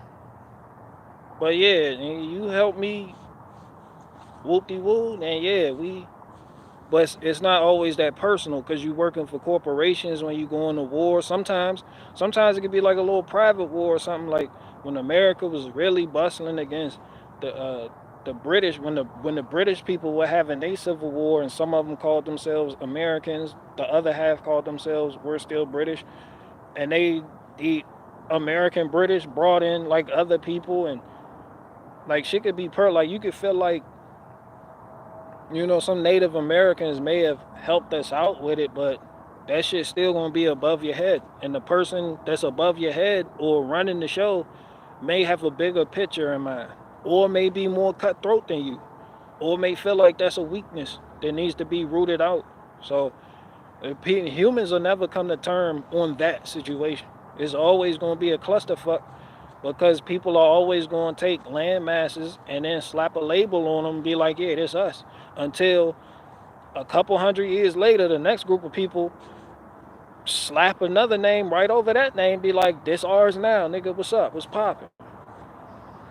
You're going in circles. So, yeah, I'm above all that shit. I don't care. I care, but That shit, you can care all you want. That issue will never be solved. Some issues don't have a fucking answer. The reason they don't have an answer is because you're not the person in charge. I just chalk it up to that, and split my wood. But yeah, just know if you fight with me in my zombie apocalypse group, you lower me, aka my people. You are in the fucking group. I don't give a fuck. We could have picked you up on the side of the road uh, earlier that day, and we're going to drop you off somewhere. Got into it and seen some random bears or whoever the fuck we seen, some hog people or some salty army people right there, and got into a shootout with them or got into a scrap with them, and you hopped out the whip and started throwing them things on with us, then yeah, before I drop and be like, yo, you sure? Like, yo, you want to join the apocalypse group, bro? Be like, yo, you be like, yo, seriously? I be like, yeah, nigga, like, yeah, you one of us now, nigga, yeah. Fuck it. Fuck it. Be like, yeah, hell yeah. I'll be like, yeah, you one of us. You gonna eat with us? You gonna sit at the table with us? All that shit. Who the hog people? The Tom McDonald fans. I'm just using internet personality fan bases to, just to give you an example of how different. Like when you watch The Walking Dead, you had the Governor's crew, you had Negan's crew, the Saviors, you had them, like this group. I'm just giving them internet personality, people, fan base names. The Bears, the Salty Armies, the Hoggers, the fucking Milkers, the fucking Jorts, the Jortins, and shit, man. Come to blood, people gonna be like, had to be like, damn, we ain't even over there. But they be like, quick, it's a Jort war. They be like, damn, who? I see niggas waking up right now. Like, damn, we with the Jort people now, but I'm sure we could probably talk this one out right here. Like, you may have a little homie in the apocalypse group, like, oh, you want some get down, lay down shit. That when you gotta impart that grown man wisdom on them, like, it don't always gotta be like that, because everybody can't be a part of us. We're going to need other people in other places doing different things so we can have trade. So it's not get down or lay down. That's the quickest way to destroy what you have built as an effective apocalypse group. You're going to need people that's independent from you, they're doing their own thing. You're going to need to establish a good line of communication with their leader so y'all can pop and y'all can get this trade thing going on. Everybody can't be doing the same fucking thing, and everybody can't be down with the same people. So that's all I'm saying.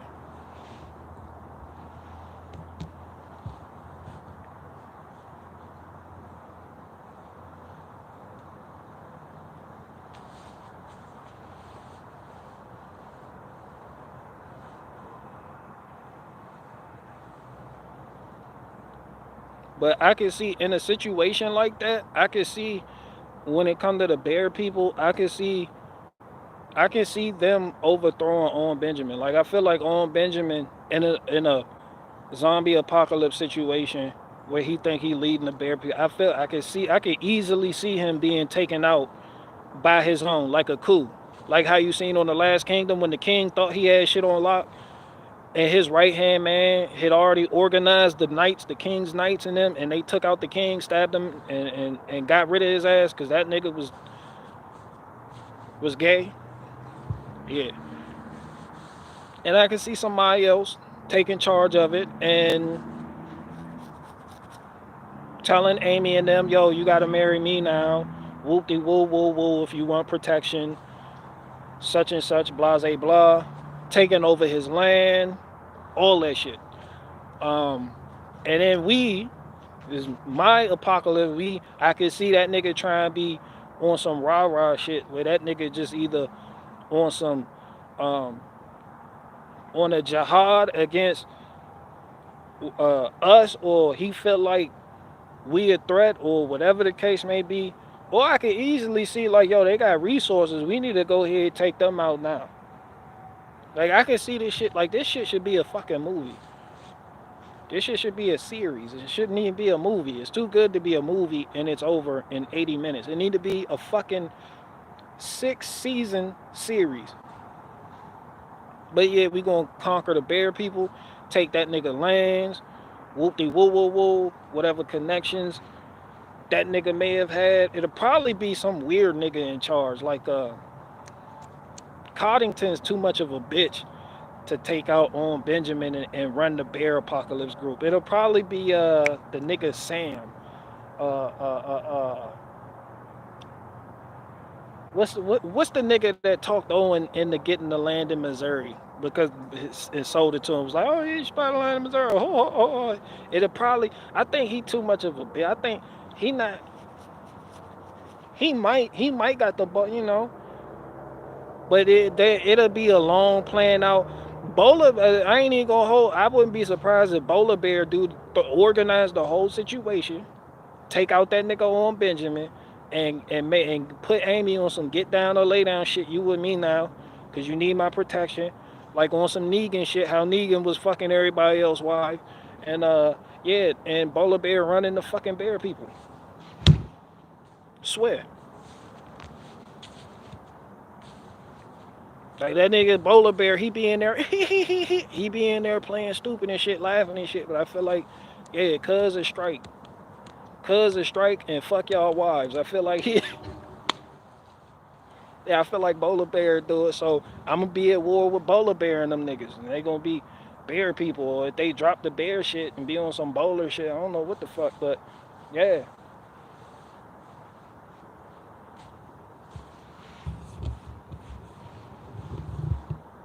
The Midsummer is a movie about a bear cult. Midsummer was disturbing.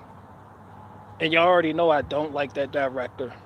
Shout out to M. Night Shyamalan, but fucking, I'm still salty with M. Night Shyamalan over that fucking The Village movie. But yeah, he did his thing on Midsummer. That shit was just disturbing.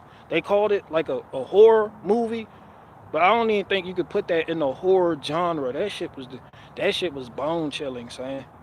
Like when you see all the up there, what is it, in Sweden? I feel like shit, it'd be some shit like that going on.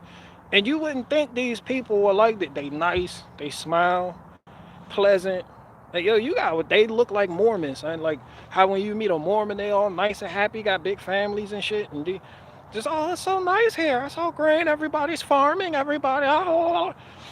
Man, them niggas was on one for real. That shit was disturbing. That shit was disturbing. It was good, but that shit was fucked up. I can't even say it's good. Like that shit was crazy, son. That's a fear, like for travelers. Like you go to Europe on some shit, like because you just end up in some shit like that. Shit, yeah, man. Midsummer, that M. Night Shyamalan fucked up. He got to be fucked up in real life. Yeah, that shit crazy. Yeah, that shit was crazy.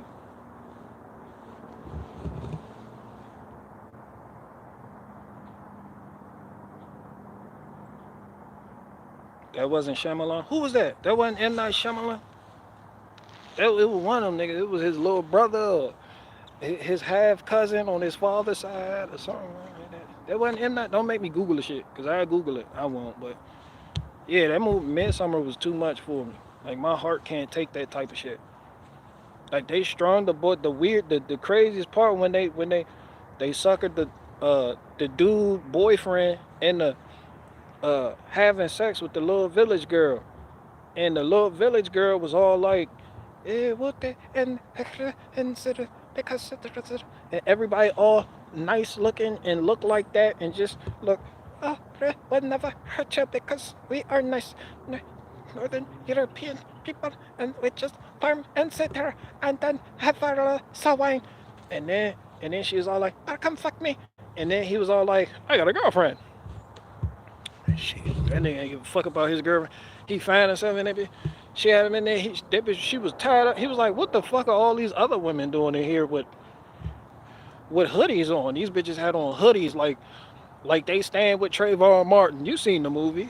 It was like 8 old bitches surrounding the virgin chick, and the bitch when he walked in the door, she already like her pussy was already out. She was just like this. Come fuck me.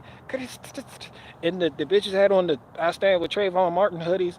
And then he walked in there, he was like, yo, this shit weird as fuck, but I'm kind of turned on. He walked, bro, he walked in, they was like, yo, you can't leave now. They closed the door. They had one of the older giants, the bitch closed the door. He was like, yeah, you can't leave anyway. He was like, oh shit. This shit getting real out here. So he was over there. He was doing his thing. And then the older giants with the I stand with Trayvon Martin hoodies on, they started beating on the giant. He was like, can you stop, please? I'm about to bust a nut. I'm trying to bust, please. That bitch was out there. They was making the sex noise and shit. This shit was really weird. Cuz busting nut. And then they locked that nigga up. They was like, hell yeah. You on some weird shit too. Then they ended up killing him. I was like, damn. They Black Widowed his ass. They used him for his sperm and got him the fuck up out of there. Then his girlfriend was like, yo, where's so and so? They was like, oh, he left. He went back to town because we are Northern European people and you'll never think that we are insanely capable of terrorizing and stealing that from your husband. And she was like, yo, you say he went back in town, but the car's still here though. Like, where the fuck he at? It's like, oh, absolutely nothing. That shit was crazy, son.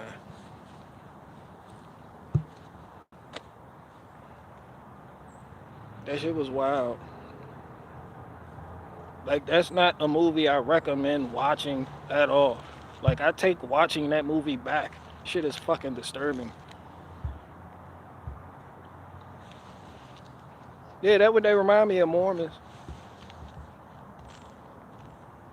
Yeah, I had the girls up there twirling around with the little sundresses on and shit. You'd be like, damn, what the fuck? This look like a decent place to live. They don't got good barbecue, but hey, green pastures.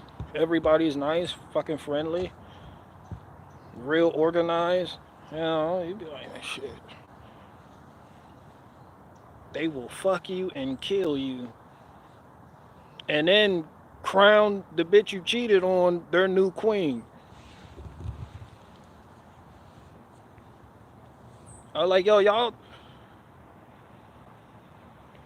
will party to her boyfriend. Like, she ain't even know. I was like, yo, they aided and abetted her cheating ass boyfriend and then crowned the woman that got cheated on the queen of Midsummer or some stupid shit. This shit was fucking retarded. You know about Joseph Smith, Hitman, Porter Rockwell? I don't. I don't.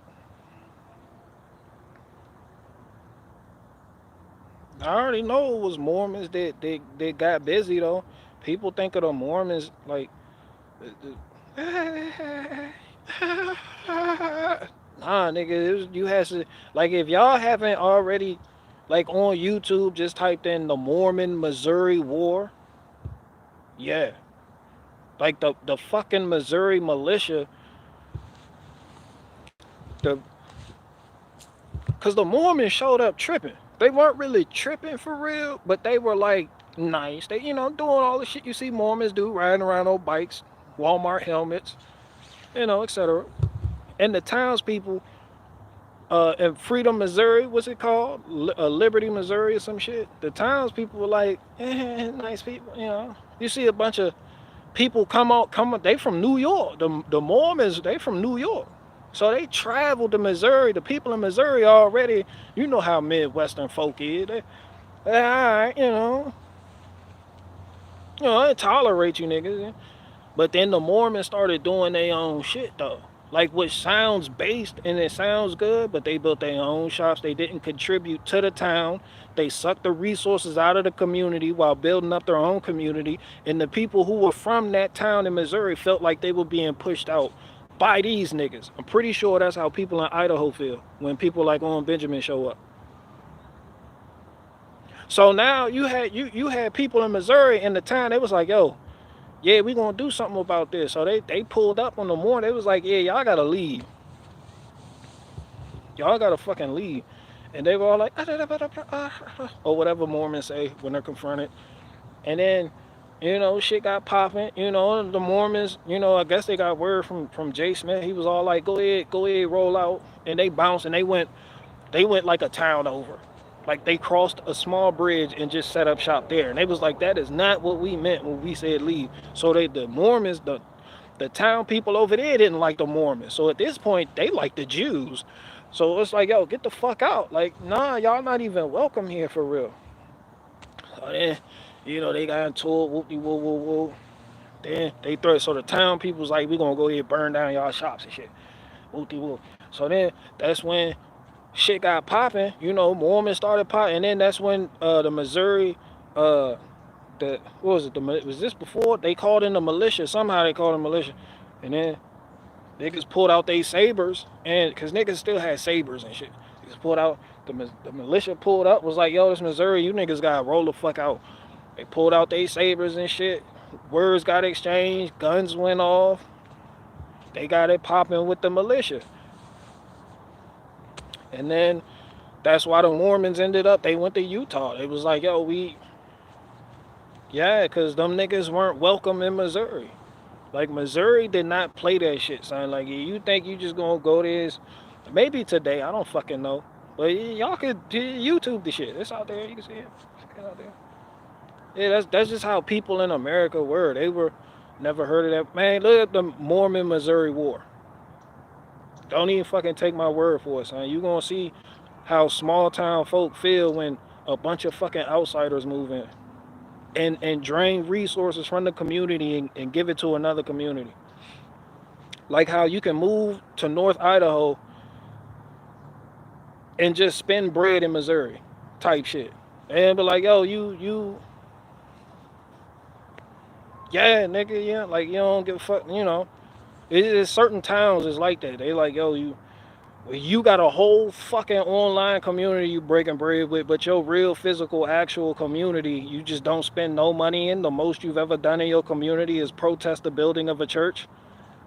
Yeah, people start to have a problem with shit like that. They like, nah, son, get the fuck out of here. But this was back when America was on some rah-rah shit. Like town folk, they, they had to be tolerant.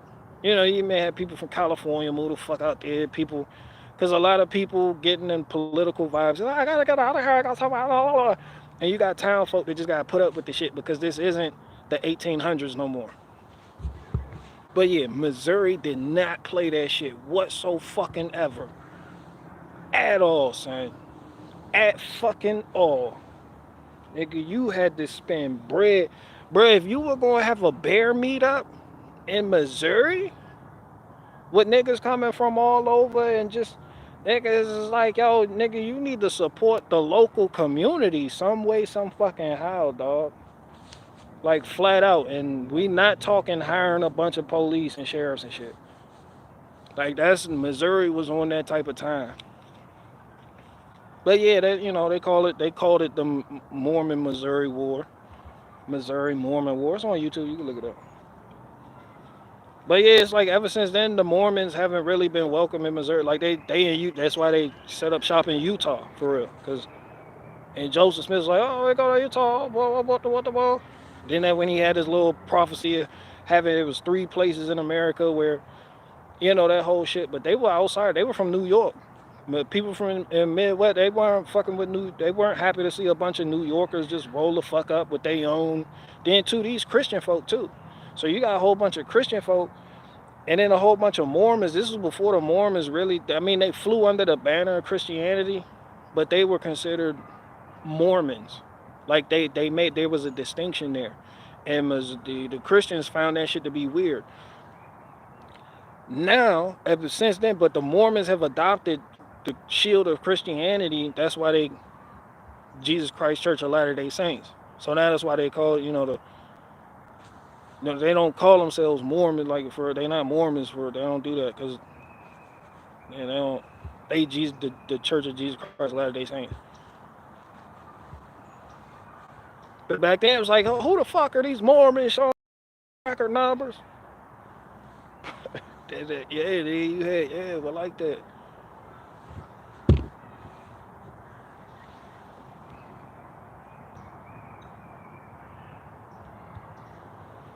If someone moves to a new community and doesn't contribute, isn't that a parasite?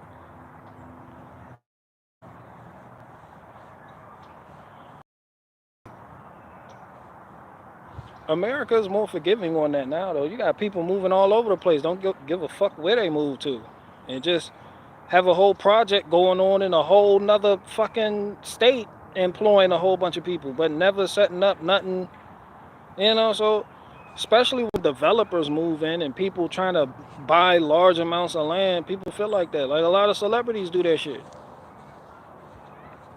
That's why I shouted out Dave Chappelle, because y'all think Dave Chappelle just moved out there to the middle of nowhere and Spring, Ohio, Clearwater, Ohio, wherever the fuck he at. But and you talk to anybody from out there where Dave Chappelle is, they gonna be like, yeah, we fuck with him. And cause he, yeah, nigga, he got jobs for niggas out there. He really into the community. He go to the community meetings, all that shit. He really about his community right there, you know. Yeah. That's why Dave Chappelle, he blocked that bullshit from coming in. He already knew the people weren't fucking with affordable housing moving there. That's why you got Dave Chappelle on audio, on the audio saying, yeah, if you, because the mayor was on some bull. He was like, yo, I'll pull all my money out of this community if you signed off on that bullshit. And the people were with him. And you got, because when you put that much money into the community, as a, yeah, nigga, the community gonna have your back. And then you could talk to the mayor like that. You could talk to the council like they on, because that's your money for real. Like you yeah, you building in your community. You a staple in your community. You know, you didn't just move to North Idaho, be a fucking basement dweller live streaming every fucking day and giving jobs to bears only and putting up just with free labor and building, having shit going on in Missouri. Nah, you build shit here, employ people from Idaho here. We doing this here, get shit cracking here because I live here. That's my community. But a lot of people from like cities in New York or people from Hollywood, they don't have that mentality, even though they may preach that. So, you know. But yeah, you could look it up. It's called the Missouri Mormon War. I may have left out some things and embellished other things, but that's pretty much how that Missouri Mormon War happened. Fucking Mormons were not welcome in Missouri. Oh, that shit was crazy. All right, I got 2 questions.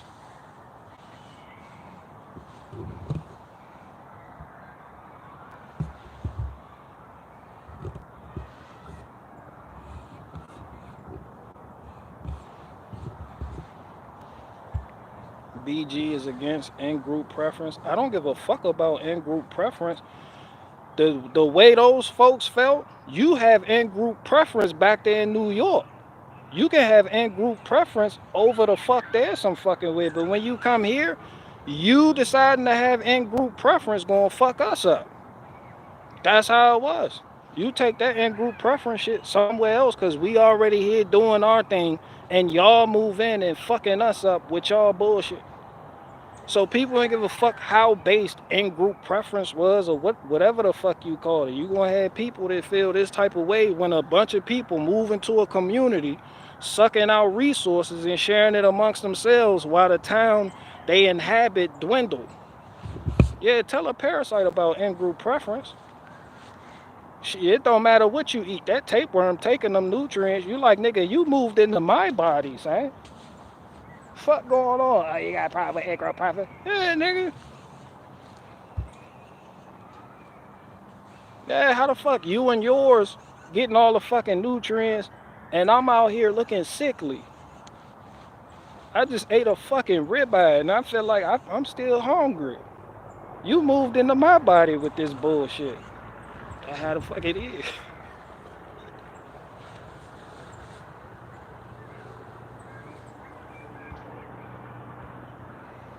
Dark Lord, you on one.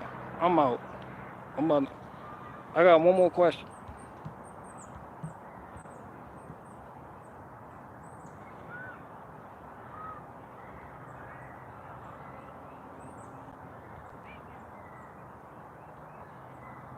Shout out to Wild Wild Country.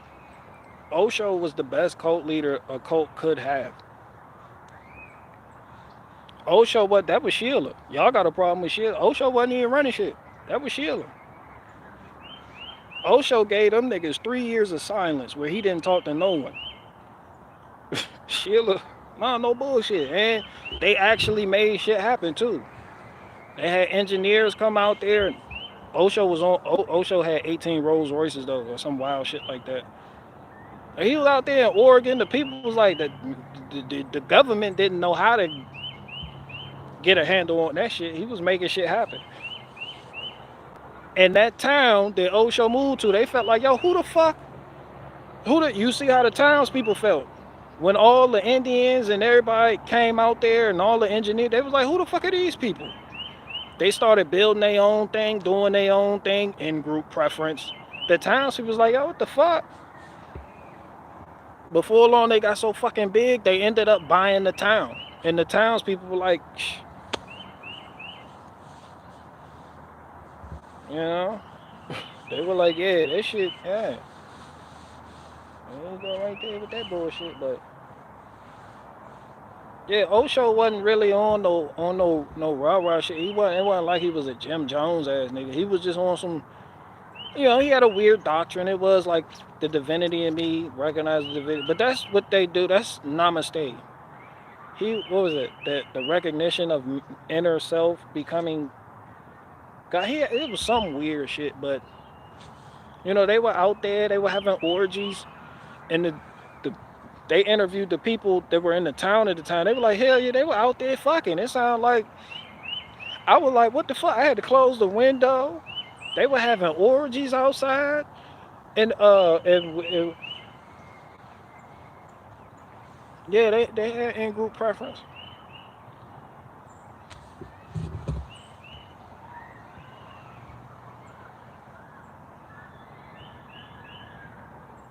Did he build a campground? Nah, that nigga built a city. Yeah, Osho said, fuck a campground. That nigga, that how you know the money his people gave, he really put that shit to work. Like, he had engineers out there. It was niggas with tiger cats, bobcat, skid steer. He had the whole fucking works. He had lawyers. He had some people was on the payroll. Some people just like, I just want to be around them. So you had the hippy dippy people. But yeah, they were really paying professional people. They had their own schools.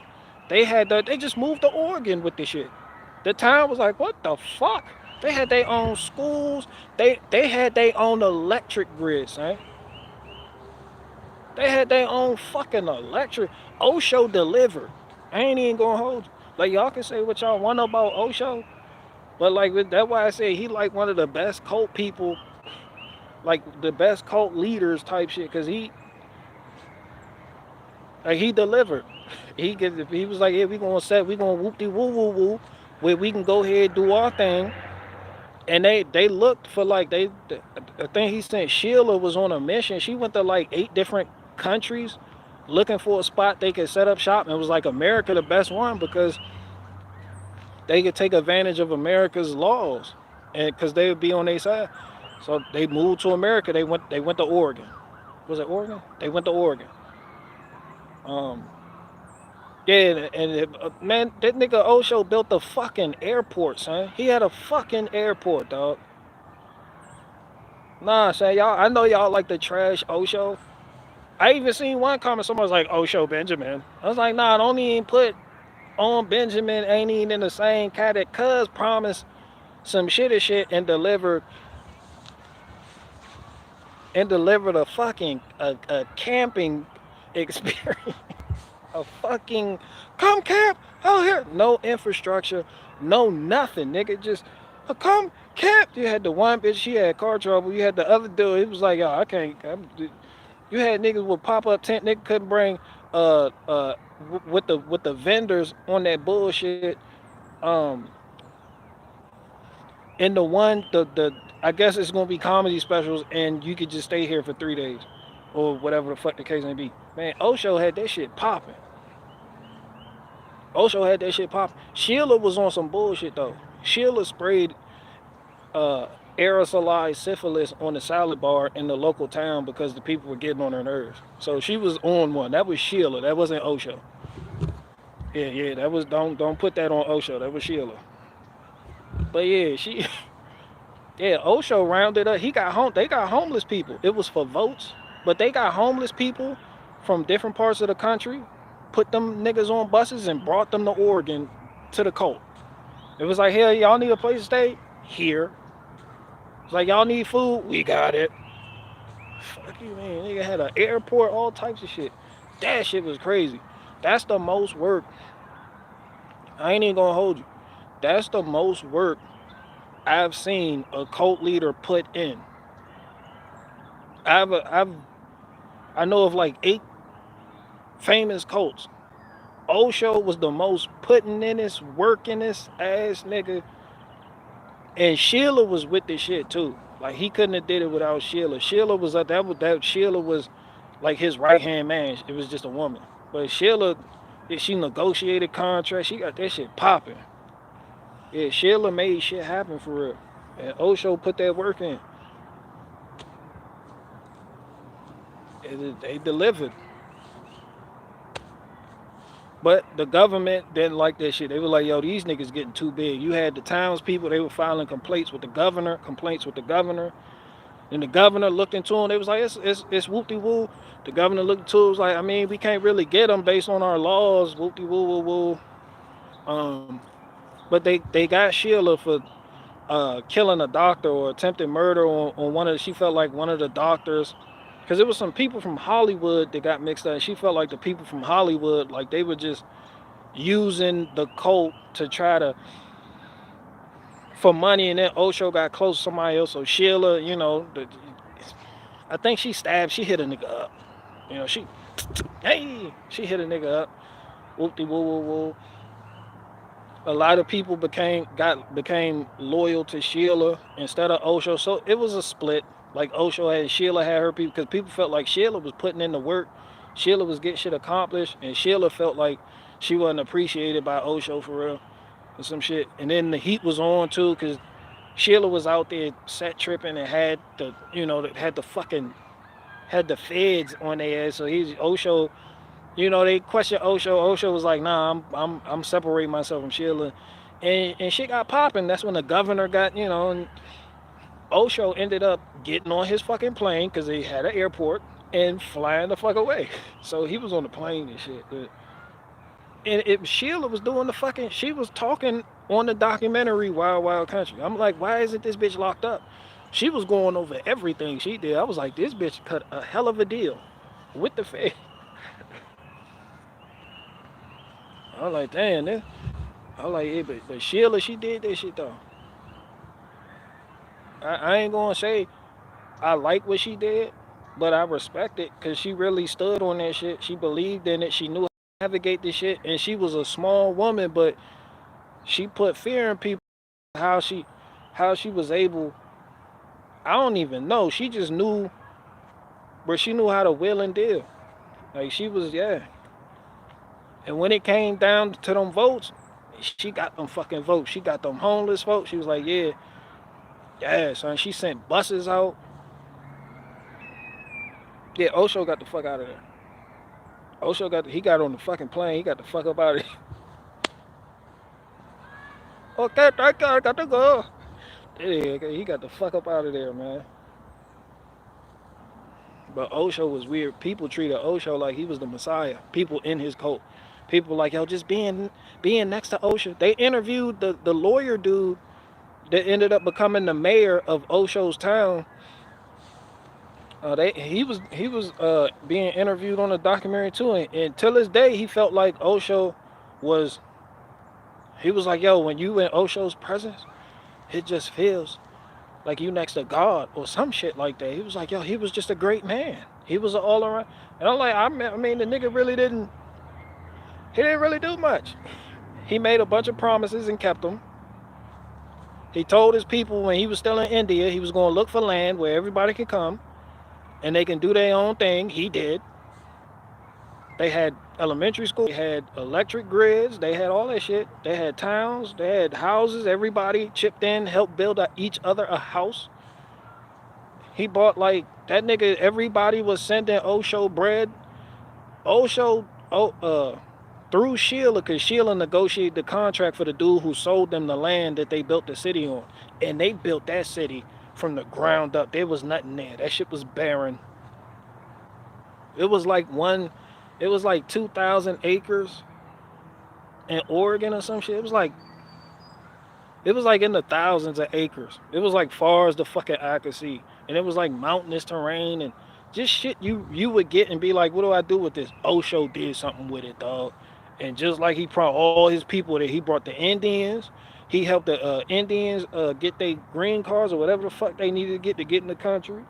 The people in America that was following him, he assembled them and they came out there and they lived there. Everybody helped each other build a house.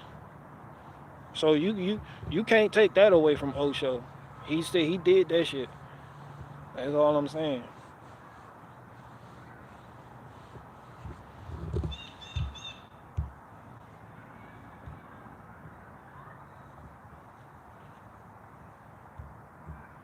Haile Selassie.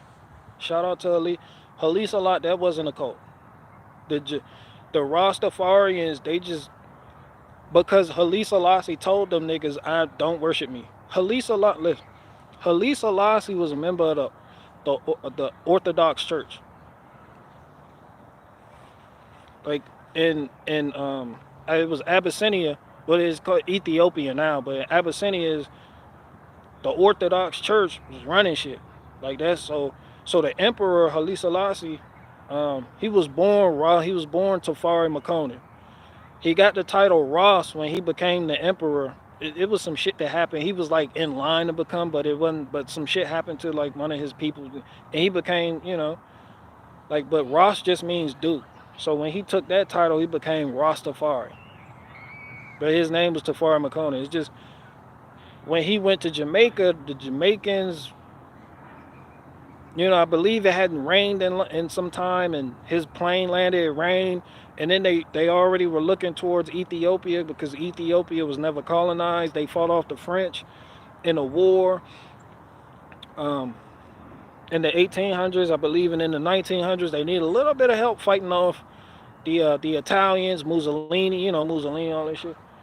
But so Abyssinia was never colonized, so they already looked to it. So they were donning the lion, the red, green, black, so it just became its own thing, and they just felt like it was like the dude said with Osho, except he was like, yo, I felt like I was watching the Messiah. They felt like Tafari Makonnen was the Messiah, and they worshipped him as such. So, but Tafari never, he was an Orthodox Christian. He never signed off on that shit. All right, I gotta get the fuck up out of here.